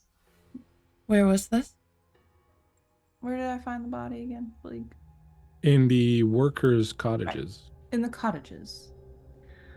Oddly enough, Mr. Danvers, would you like to know where I found that hatchet of yours? Well, I surely would. I have been missing it for some time. Next to the body, sir. The body... A body. Oh, okay. Would you care to explain, Mr. Danvers, exactly how that body and that hatchet came to be married to one another in that gruesome scene? Sir, I don't know anything about a gruesome scene. Where did you say you found it? In the workers' cottage. It was workers' quite cottage. horrible. The poor fellow had been. Someone had started cutting up the poor fellow with a hatchet. It was very grisly. I want to try to kind of think back in my mind's eye to that moment when I looked and I saw a guy carving, the back of a guy carving somebody up. And was that in a house? I'm gonna try to describe the house. Say I've never been in that workers room, but was there a table and then a window right like off to the right of the table, and there was some kind of like a hutch or something. Yeah, it could be like that. It could be similar bones. Question. Is Mr. Danvers thoroughly invested in talking to Beatrice at this point? What? He's currently talking to Beatrice. Does he? Does she have his full attention? Oh, he's probably honestly kind of looking around like, what? People blaming me? Like, hey, what's going on? That kind of a thing. So I guess maybe not. Okay. I was just going to say, if he looks in Albert's direction, Albert has his shotgun leveled at him. Okay, he doesn't. Hey, no, I promise y'all. I had nothing to do with that. I was asked the doctor. She saw the lump on Mr. back of my Danvers, head. calm, please. All right, ask the I'm a doctor. psychologist. I'm not necessarily saying that you hacked up a man. I'm simply wondering why your hatchet was next to him. Now, if you please, just allow me, if you will, so humor me. Describe this cottage, and it does in fact match the one that you speak of. Go on. Well, perhaps before I go on, Miss Atkinson, you could send that silver tongue over to our friend Albert and ask him to lower his shotgun a little bit? I've seen that thing fire 3-4 times tonight. Albert, it's close quarters. Put the shotgun down, please. You see Florence like looking at you, Albert, like Yeah. Like no, like Albert literally lowers the gun, but now it's aimed more in the hip region of Danvers. Yeah, all right. Like I said, I'm not I remember accusing very you. little. I was hit. I came here on my own accord just to find out more about this information. I got a theory that the Wendigo that has seemingly haunted this camp and haunts it still is the self-same creature as tied to a legend that I heard from my old friend Tin Pan Dick. And Mr. that's the legend of the Hungry Dutchman. That's right, a Dutchman who was so hungry he ate all his kinfolk. I believe that man too was afflicted by the Wendigo, and I believe those two tall tales are the same tall tale. And that's what brought me here to this camp. I swear it. What? Well, while you're saying that, Officer Childers is like, well, while you decide whether some Dutchman or some made up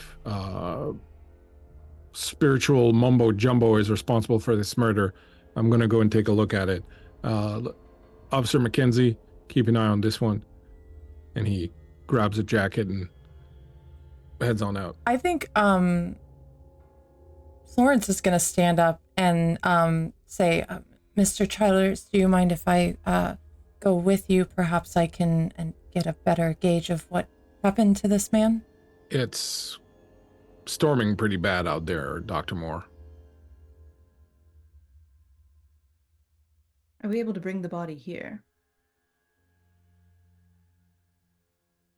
Perhaps if I have someone's help, I'd rather not burden my other officer with this. I would like him to stay here to make sure that everyone is safe.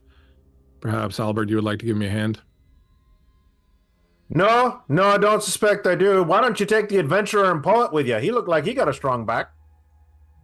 And like his eyes don't move from Danver.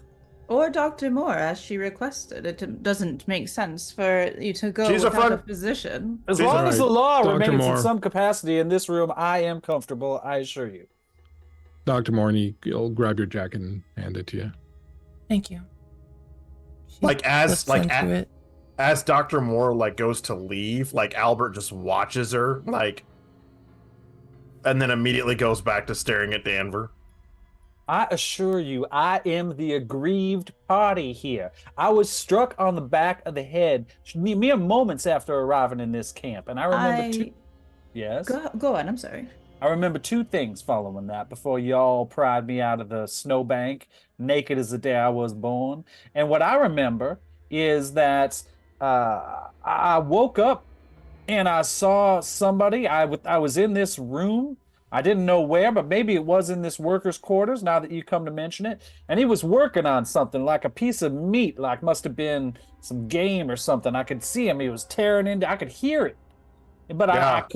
I couldn't stay awake. I was fading in and out, you understand. And then the next thing I recall, I'm dangling by my ankles, like I'm about to be gutted, like some kind of fish, like the fish I heard cook or smelled cooking the moment I arrived in this camp. I promise you that I had nothing to do with this. I didn't kill anybody. I'm a simple man. I'm a miner, sure, a failed miner, yes, but I've been here for years. I ain't never raised a knife or a gun on someone who didn't deserve it. Mr. Danvers, can you describe the man who strung you up? Well, there, I'm afraid you have me at a disadvantage because I cannot. I saw his back. He seemed You like just a know that he was large- very scrawny and had long hair. Oh, he was very scrawny, and he had long stringy hair like a woman's hair, but I could tell it was a man, or at least I suspected it was a man. Does this match at all the body that I found? No. Oh wait, was that the body that I saw, or the person I saw cutting? I'm up asking about the person that you saw. Yeah, the person that you the saw. person? Yeah, okay. Yeah. Because I didn't really get a good look at the body. I just kind of got the sense that that's what. Arlen. Now, Yes. if you want me to stop pointing my trusty shotgun at you, I you're gonna would be like that very much. you're gonna answer me some questions. You've Very been out well. you've been out in this frontier a long time. long as I have. And All right. I want you to answer me this. Okay. Wouldn't you find it kind of peculiar, I'm just saying, Yeah. if you come across a naked man in sub-zero temperatures and he don't have a cough, he don't have a sniffle, the cold ain't caught hold of him, he ain't gotten a frostbite, he's as warm as a newborn babe, lying in the snow? I will point out, sir, that I am not the only person who's been out in the cold and then came back warm. And I turned to Miss Constantine. That's true. But that's why there's 2 barrels in this here shotgun, eh? One for each of you. I've always appreciated your practicality. I have to say, there is clearly some sort of hocus pocus going on in this camp. And it affected you. It affected you too. I've known you for a while. I've never known you to blast apart a building for no reason, except a buck on a wall looked at you funny. Can we perhaps find reason back in this moment? And Mr. Danvers, I do believe that you were next. It's Danver, actually. Danvers, no sorry. S. Whatever. I do believe. It is important for an author, even though it is one who works under a known. Never mind. Yeah, go ahead. The pseudonym, anyway.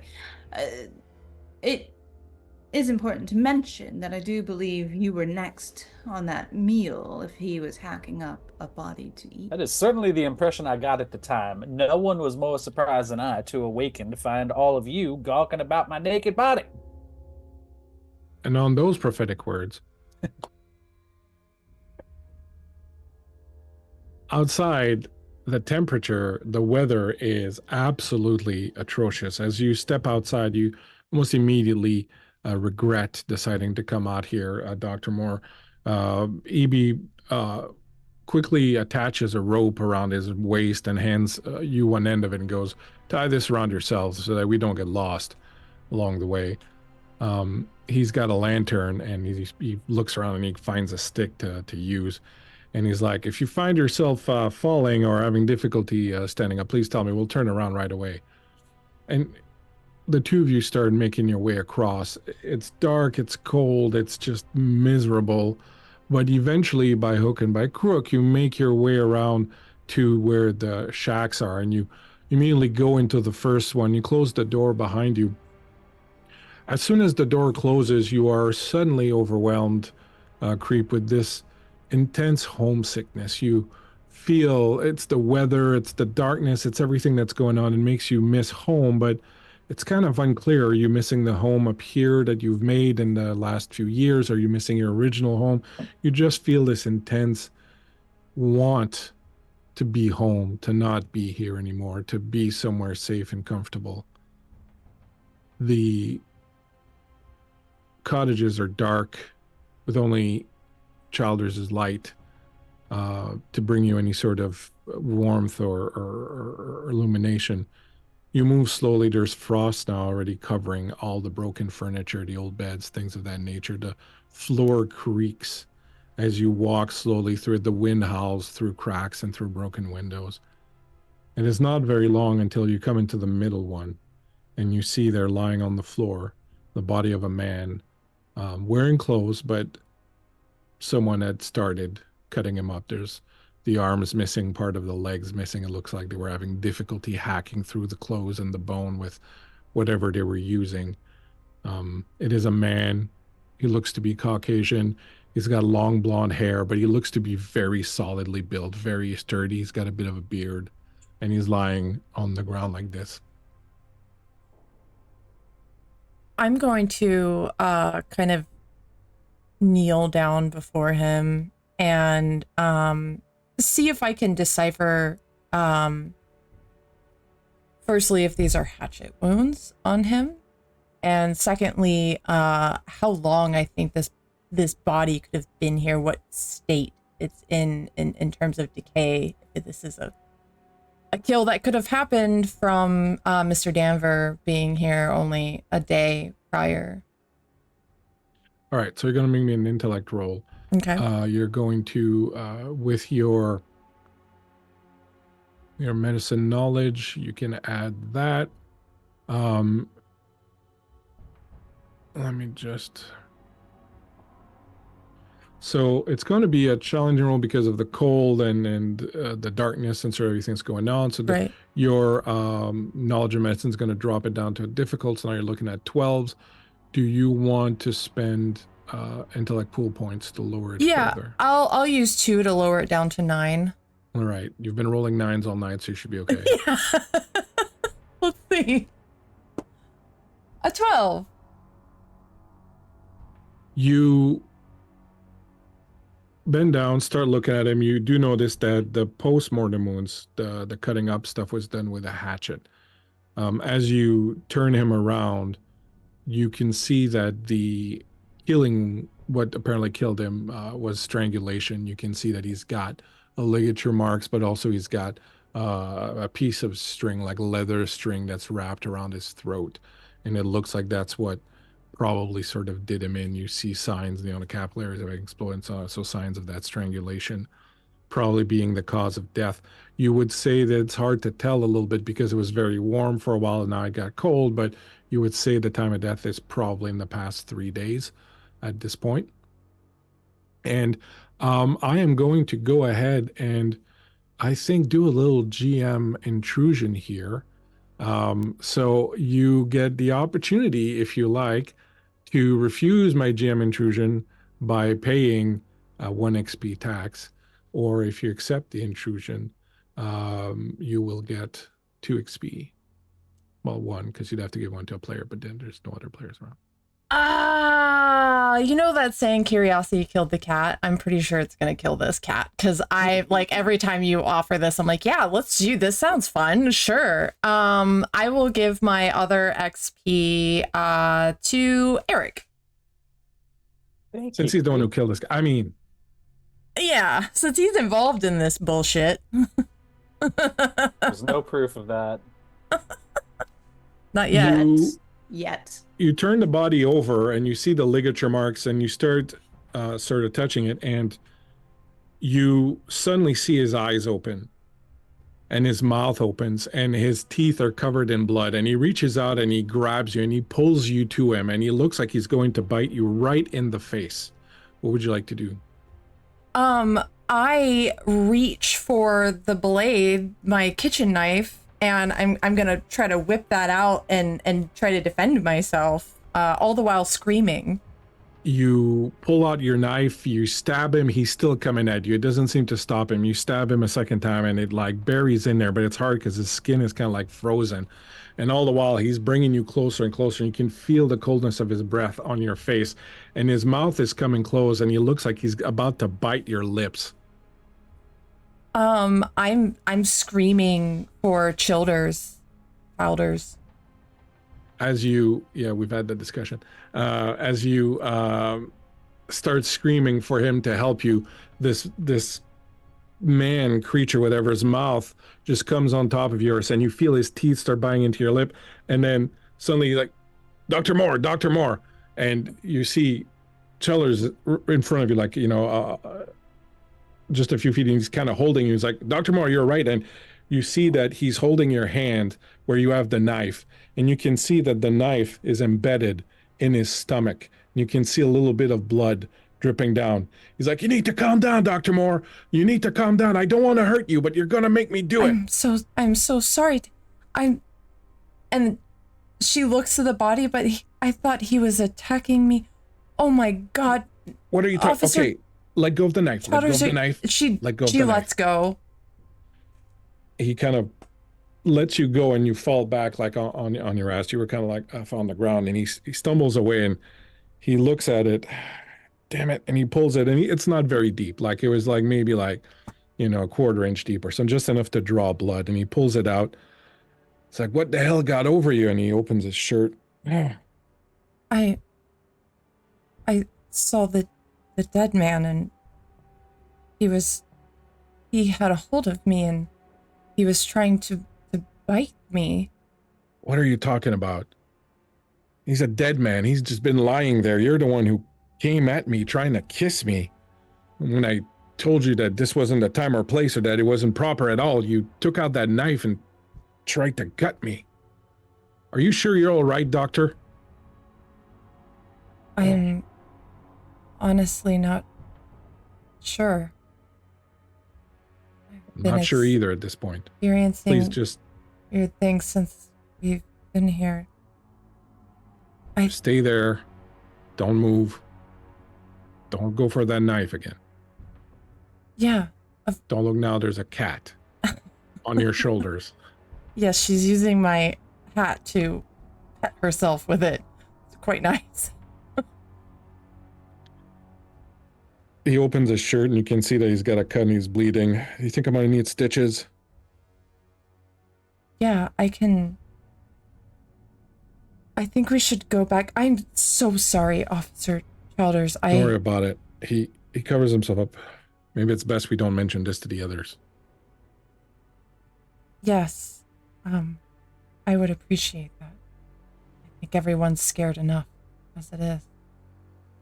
He leans down and goes through the man's pockets and he pulls out a bunch of papers and stuff. He's like, well, at least maybe we can find out who he is. And he goes through his pocket and he pulls out a bunch of different things and, all right. Well, I might as well leave him here. We're not going to learn anything else from him at this point. Yeah, nothing. No sense in bringing him back. He looks around and he sees like on the bed, just he gets a blanket and he puts it down on the man. And you're certain the strangulation is what killed him? Yes. Strangulation. It seems as though the hatchet markings are post-mortem.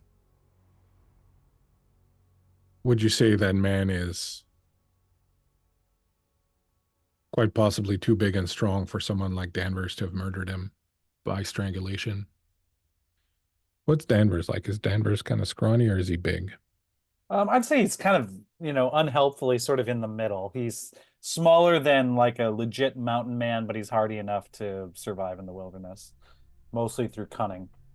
I'd say it couldn't be completely ruled out, though. I wouldn't mind seeing his palms. I would assume that a man this size would put up a great deal of a fight. Perhaps there would be some sort of rope burning on his palms, or even the man could have fought back, but it didn't have much indication of this on his body aside from, the wound on the back of his head that I already examined. Would you know what that wound would have been made with? Some sort of... You'd have to inspect it again. Yeah. Initial assumption, perhaps some sort of large blunt object, but I would have to get a better look at it. I only felt it with my hands prior. To actually see it would be something else. All right. Well, let's go back. And yeah, let's not mention this to anyone. And he zips up and... I have things in my bag to suture you. We can do so in private, maybe later this evening. All right. He puts the stuff in his pocket. Hands you the rope again. You tie off. You start the walk back towards the store, the quartermaster store. As you're walking through the snow, you can't be sure, but at some point, just as you're about to step onto the front steps leading to the quartermaster's thing, you look up and back towards where the building is, and at the center of the buildings are on the other side of the central area where you are now in the quartermaster's, and that's where the bonfire was, and the skeleton of the deer. And you can swear for just one moment that there's a figure standing there by where the bonfire is. It looks like a man. It's shaped like a man, but it appears to have antlers, but it's very quick and it's dark and you lose sight of it almost immediately. I think she does a little before turning and following Childers in. Meanwhile, inside the store, people have continued their discussion and whatnot, but at some point, Mackenzie, the other officer, says, Mr. Denver, you are knowledgeable in languages and such? Somewhat. I did a little bit of studying before I set out on the wildlife path. Do you know what language these would be in? And He's near, there's like a footlocker there, and he's got it open and he's kind of going through some of the stuff that are in there. I was looking for some, to see if there were medical supplies or maybe some clothes, some dryer clothes that we could use. But I found all these books, all these strange things in here. And as you approach, you see that the footlocker has a plate on the top, and it's got initials in it, and it's T, V, and D. And when you open it up, you can see that there's there's like some standard stuff in there, but there's also a bunch of occult paraphernalia in there. And most of it's like, folk occult stuff, like, like the rabbit's foot, things of that nature. But there's like a bunch of different things. There are, however, a couple of things that are of interest to you. One of them is that there's a number of books here in a language that is not English. And a couple other things of interest are a bunch of small black hand-rolled candles that are half burnt and seem to kind of be infused with herbs, like you can see herbs in the wax. And then you see a little silk sachet that's in one corner that seems to be filled with different things. That's very aromatic. All right, let's look at these things one at a time. I kneel down to look at the footlocker, and then I just kind of like, with a sigh, look over to Albert. Is he still pointing the gun at me? All right, I turn back and I start looking through the books. First thing I question about the book is, is the alphabet the standard alphabet in this book? Yeah. Does it look sort of like German, but it isn't German? Yeah. I just looked back up and I said, this book, this is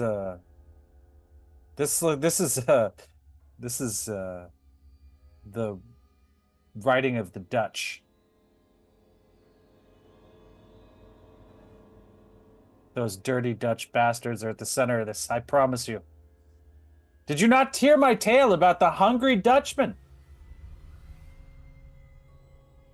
I heard your tale, sir. I just assumed it was tall tales like people tell around here. I am the master of tall tales, sir. I mentioned the Dutch in the form of the hungry Dutchman, a self-same creature to this Wendigo that haunts this whole camp. And here we have a single example of a clue pointing in the direction of the Dutch. Why, it would only take a second clue to form a pattern. So let us look for more information or mentions of the Dutch. Anyone seen anything like that? As you say that, the front door opens, snow blowing in from the thing outside, and Evie Childer says, "It's funny you should mention that. The body of the man in the workman's lodge appears to be that of one. Oh my God, I don't know if I can pronounce this correctly. Thies Van Dijk." I hold up the footlocker and tap on the device, and I say, TVD right here. This must have been his footlocker. Now, what would a Dutchman be doing in a Yukon mining camp? I guess it's as good as mine. Mm-hmm. Indeed. Well, a horrifying thought occurs to me. And if I remember correctly, it was my old friend Smiling Dan who told me about the legend of the Wendigo. And one of the things he said about the Wendigo is that you can't not kill it with bullets, with a simple club, with a knife. The Wendigo won't die. The Wendigo is a spirit that is inhabitant of a physical form, but does not necessarily take a physical form. And what Smiling Dan told me is that when the host of a Wendigo is killed, that Wendigo can jump right into the killer. So the question is, who killed our Dutchman? Because if our Dutchman was the very self-same hungry Dutchman that I heard about from Tin Pan Dick, then the act of killing that man, that poor man, would have shot that Wendigo spirit right into the murderer. That's a very good Childers I question. think we have solved the case, my friends. Childers looks at B and goes, "Are you prepared to declare this man legally insane now?" I think you'll Legally see. insane. Take it up with Tin Pan Dick and Smiling Dan. These are the trails of the these are the tales of the trail, my friends. I think you'll see Beatrice has this cookbook out, and she's kind of like smiling to herself as she kind of thumbs through the pages and very briefly glances up to EB and then over to Danver. Riveting story, Arlen. It's my forte. I can tell. Have you ever considered the most unfortunate scenario, however?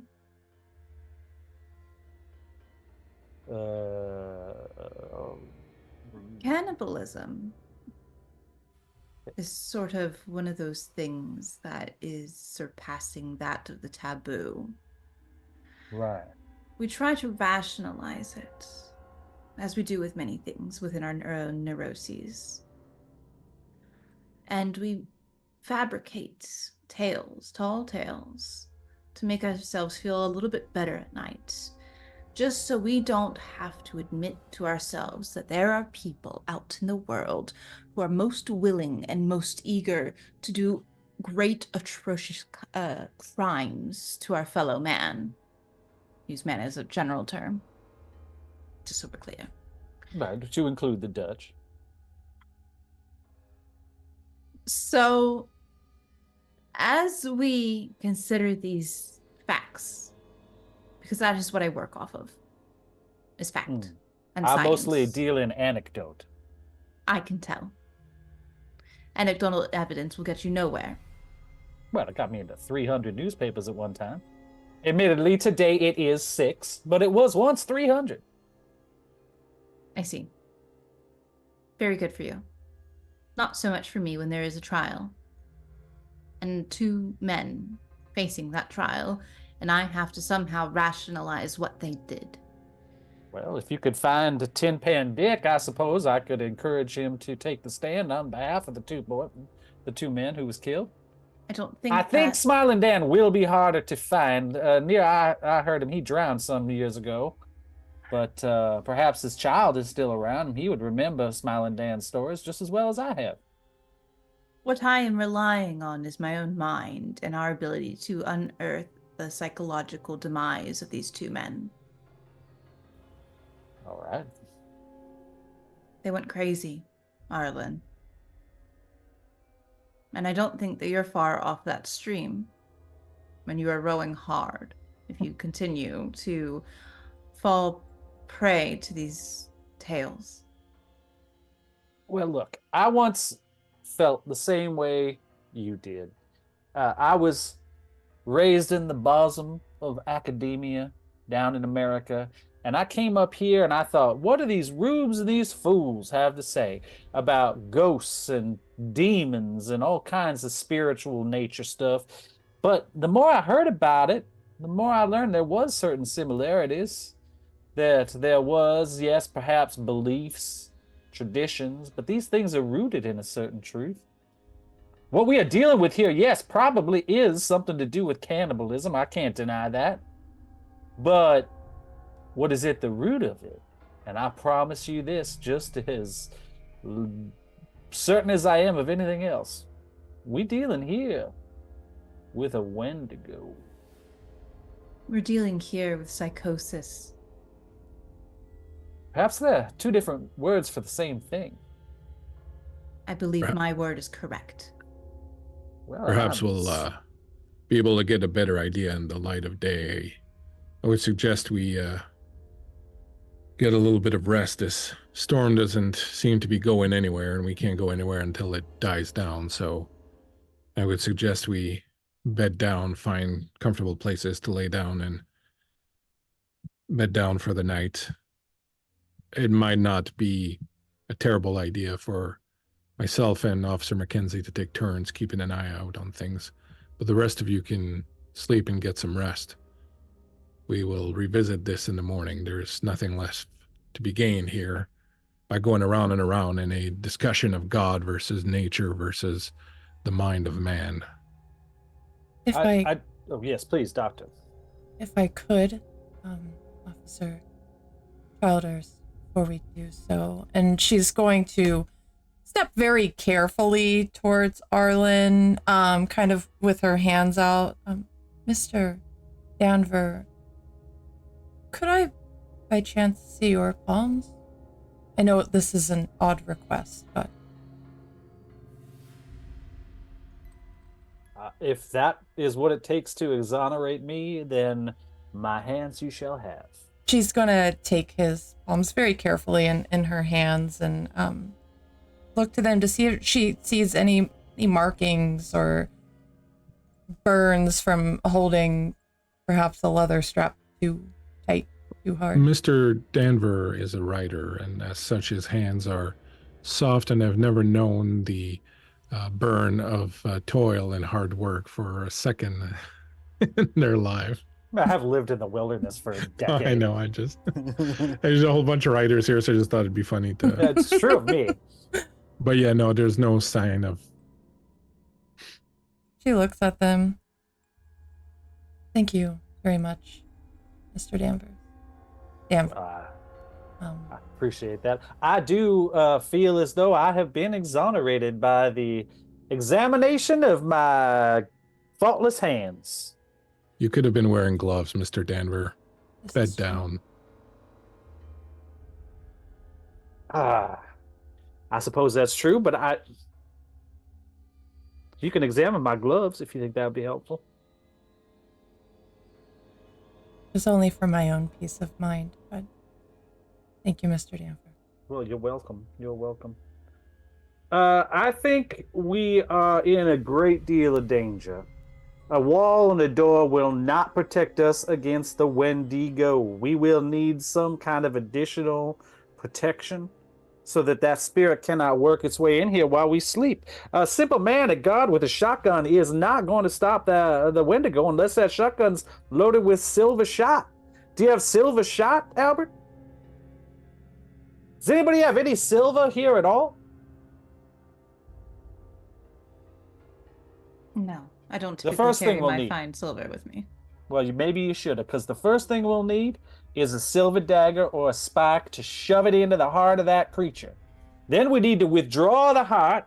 We need to shatter that heart, because it's going to be frozen solid. All right, that's enough out of you, Danver. No need to scare everybody else out of their wits at this I haven't point. even gotten to the silver axe and Danver, the silver box. All right, Danver, fine. Be on the lookout for silver, y'all. Listen. And the one who just told him to shut up was Childers, right? Yeah. He looks at Childers and he just says, he may be out of his mind. And there's no doubt in that. But the one thing that's definitely stayed true is he seems convinced that silver will protect him. So, even sometimes those a bit touched in the head do know the truth about some things.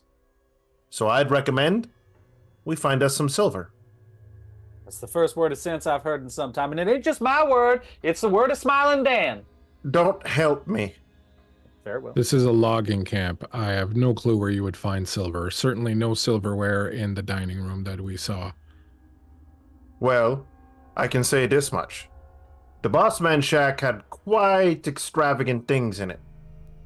And I'm pretty willing to bet anybody who was in a position of, we'll say, seniority, they probably got something akin to silver in their holdings, I'll bet you. You want to head back out and storm out there, Albert? You be my guest. I'm not necessarily opposed to it. It's better than sitting in here with you, coward. Perhaps we should wait until the morning. We should get a bit of rest. We're all a bit upset. Not be able to defend ourselves without silly. Dr. Moore's right. We can sleep in shifts if we must. We have our 2 protectors with us.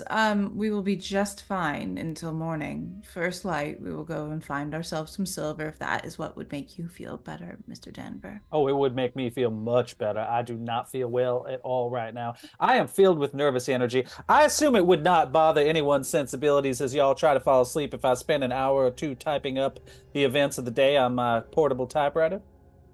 Now, I have much writing to do, so perhaps I will keep you company.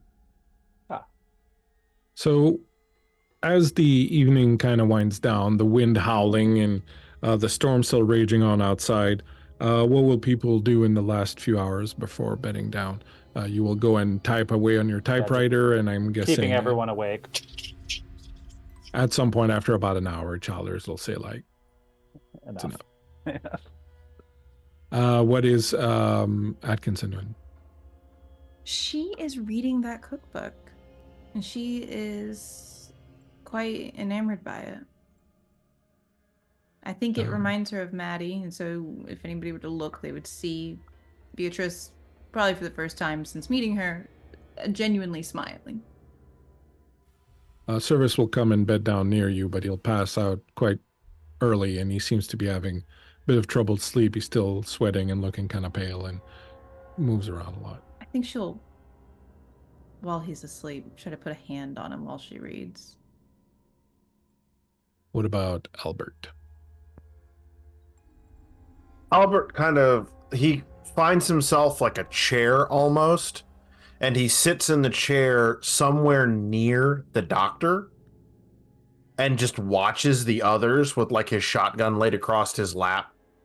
That whole just comfortable enough to nod off, but not comfortable enough to actually fall asleep should there be a loud noise or anyone to brush past him or anything like that. And what about Dr. Moore? I think Dr. Moore is going to first off check on Constantine, and if she is okay, she would like to go find an area to bed down. I have something else I would like to do, but I wanted to wait until. She's going to, when you come to see her, she'll say she's feeling a little bit better. She still feels very cold. She'll tell you, I'm very scared, Dr. Moore. Some of the people in this room are scaring me, and I understand that some of them are scared of something that might or might not be outside, but I'm more afraid of some of the people in this room. Are we in danger from some of these people, Doctor? I think I would like to use my skill from being gracious in putting others at ease, and I'm going to place a reassuring hand on her shoulder and say, don't worry, Mrs. Constantine. The good officers are here to protect us. We will be safe. She kind of shoots a look at Albert and Denver and goes, if you say so, would it be okay if I bedded down near you? I'd feel so much better if I was near you. Of course, Miss Constantine. Thank you. And what was the other thing you wanted to do? She is going to choose a corner of the room, and bed down there. And as she does, she's going to check and make sure no one's watching her. And she's going to take that thimble with the spider in it, and she's going to release it into the corner by her to start building a web. Go ahead and do give me a speed roll just to see if you can get by without being noticed that you're doing that.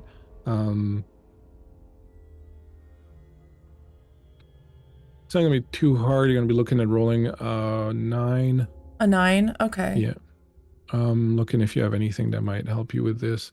Would using my skill in med- gaining trust help me at all? Yeah, that would work. Actually, I'd buy that because you could, like, seem not suspicious. Yeah. Yeah. So you're looking for a 6. All right. I rolled a 17. Excellent. You managed to place it there. No problem. Eventually, everyone's bedding down. The Mackenzie's tending the fire, and he lets it die down a little bit, just enough so that it's not too bright or too warm in the place. It's getting kind of warm with all of you in here now. And whatnot. The wind outside is still howling.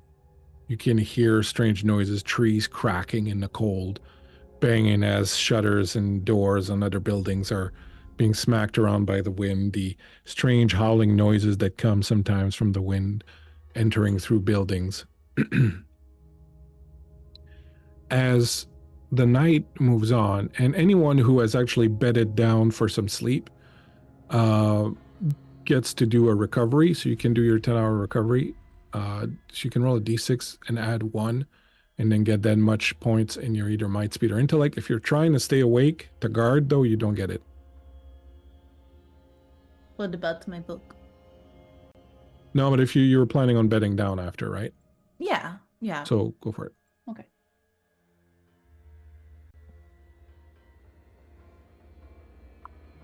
Four plus 3.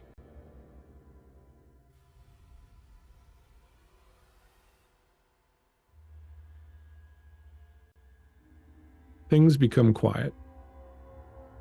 You hear only the odd bit of snoring, someone coughing, someone moving around a little bit. Albert, you are managing to fight off sleep. Your eyes sometimes close up, but you manage to kind of come back. People seem to be sleeping peacefully. Childers is by the door. You see him, Albert, once in a while, putting his hand in his vest and sort of touching or playing with something in his chest there, and then Dr. Moore, you are awoken by the feeling of Miss Constantine's hands under your blanket, coming around, sliding over your hip and down in front of you on your stomach. And then you feel her breath on your shoulder. And you feel the lightest touch of her lips.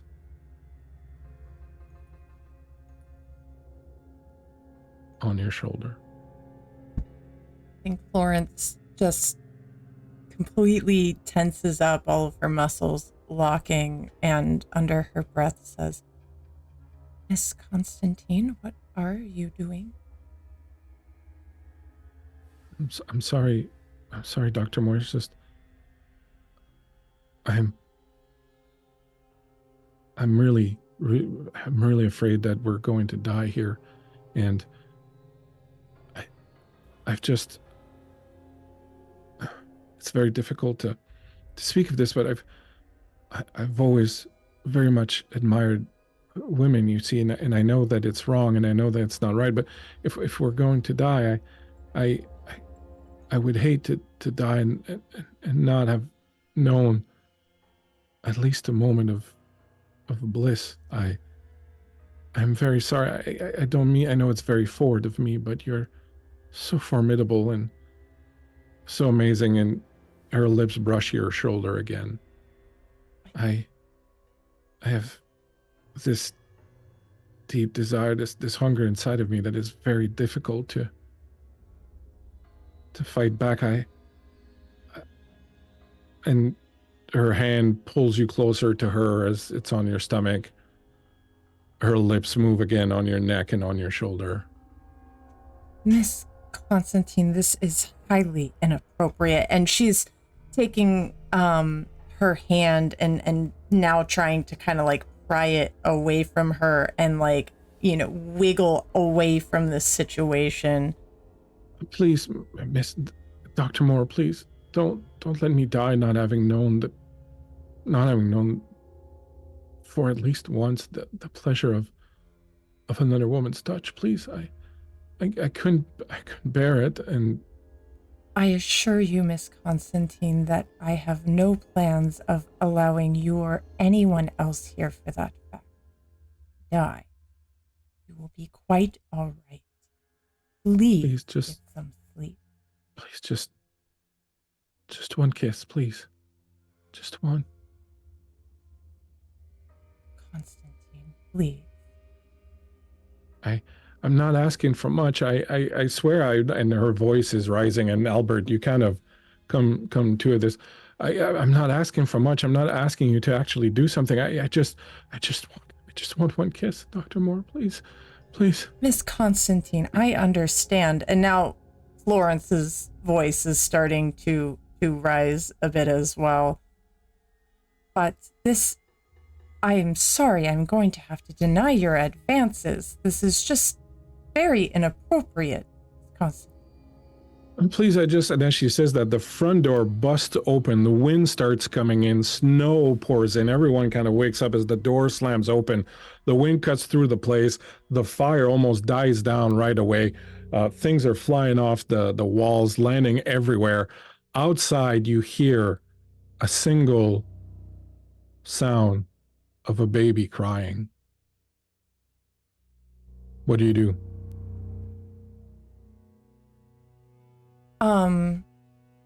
I think Florence shoots straight up in bed and instantly glances around the room to see who else is aware of this, if anyone else heard this or is awake. Everyone else is awake. Yeah, you've all kind of, once the wind came in and the door busted open and everything, everyone sort of jumped up and awake. The door is slamming back and forth. Childers is trying to close it, but the wind is too strong, and you hear outside this crying sound of a baby. Does anybody else hear that? Is that a child? There's no way there's a child alive out there in that storm. What? No. And Albert pops up, kind of disoriented, and starts heading out the door. I think Florence is going to take this opportunity to stand up and take a few paces away from Miss Constantine. But she's not going to leave. Yeah, she's there. up. She's just kind of backing away from, she's staring at the door. Is anybody going to kill me if I grab my rifle? I have no intention of killing you, Mr. Danver. I'm looking at the police. The two Mackenzie, the younger cop, is kind of staring outside looking at Charles. What to do? She was like, we're not going outside in that. I need to know what you're doing. So let's go around and tell me what you're doing. Creep. I think she's just kind of standing there in shock, still questioning if she's even really hearing this baby's cry, what baby would be out here in the woods. And after what happened with Mr. Childers, she's really starting to question her own sanity right now. Albert? Albert, hearing the baby cry and is very disoriented or whatnot, sees the cold outside, and he just up and takes off out into the outside to go try and find wherever this is coming from. Danver? Well, once Albert leaves and there's no longer a gun that's been pointed at me for pretty much the last 6 hours, I go back to where my equipment was and I grab my rifle. Even though I know it will do no good against a Wendigo, I still feel somewhat safer being armed. And Atkinson? I'm going to go to the door and try and either stop Albert from running out, or call out after him before he gets too far. I'm leaping over Robert Service's body just to get there. As you run over, you'll catch up to Albert just on the front porch. You're both outside, the wind's blasting at you, it's dark as hell. You don't hear the screaming of the baby anymore. You're on the porch, you manage to kind of grab his shoulder. What would you say? Get back inside. Albert, you know better than I do that there is no baby out there. Right. Yeah, hey, Miss Beatrice. and he like turns around and he kind of like is somewhat stumbling because he's very disoriented. He's had that like 10-minute power nap, awake, 10-minute power nap, awake, 10-minute power nap, awake, and he's doing that whole like semi-lost period of time. So he's kind of like, what? And he listens to you as he kind of stumbles back in and kind of goes to try and push the door closed.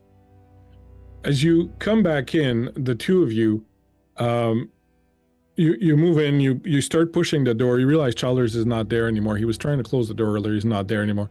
You start closing the door. Robert Service comes in and tries to help you. He's still kind of pale and whatnot, but he sort of helps you. A lot of you watch as they finally manage to close the door against the wind and kind of bar it down. Everything gets really quiet. The wind dies down. The fire is really low. You can barely see anything. Albert, I'm going to say your eyes are still good from earlier from the thing that you put. You hear from the back of the room these wet, crunching, gnawing sounds of flesh or meat being torn. You hear the whimpering of someone in pain. You hear the gorging sounds of someone eating. You turn around. As you do, most of you are having difficulty kind of seeing what's going on. You see two shapes a little further off in the back of the room. One of them's on top of the other. You smell the smell of blood, as you can see that one of them has their face buried in the other one's chest. Albert, you see very clearly that the young officer, Mackenzie, is busy just eating the flesh off of the chest of Childers, just ripping it apart, and has his face buried in it, and he's just gnawing at it.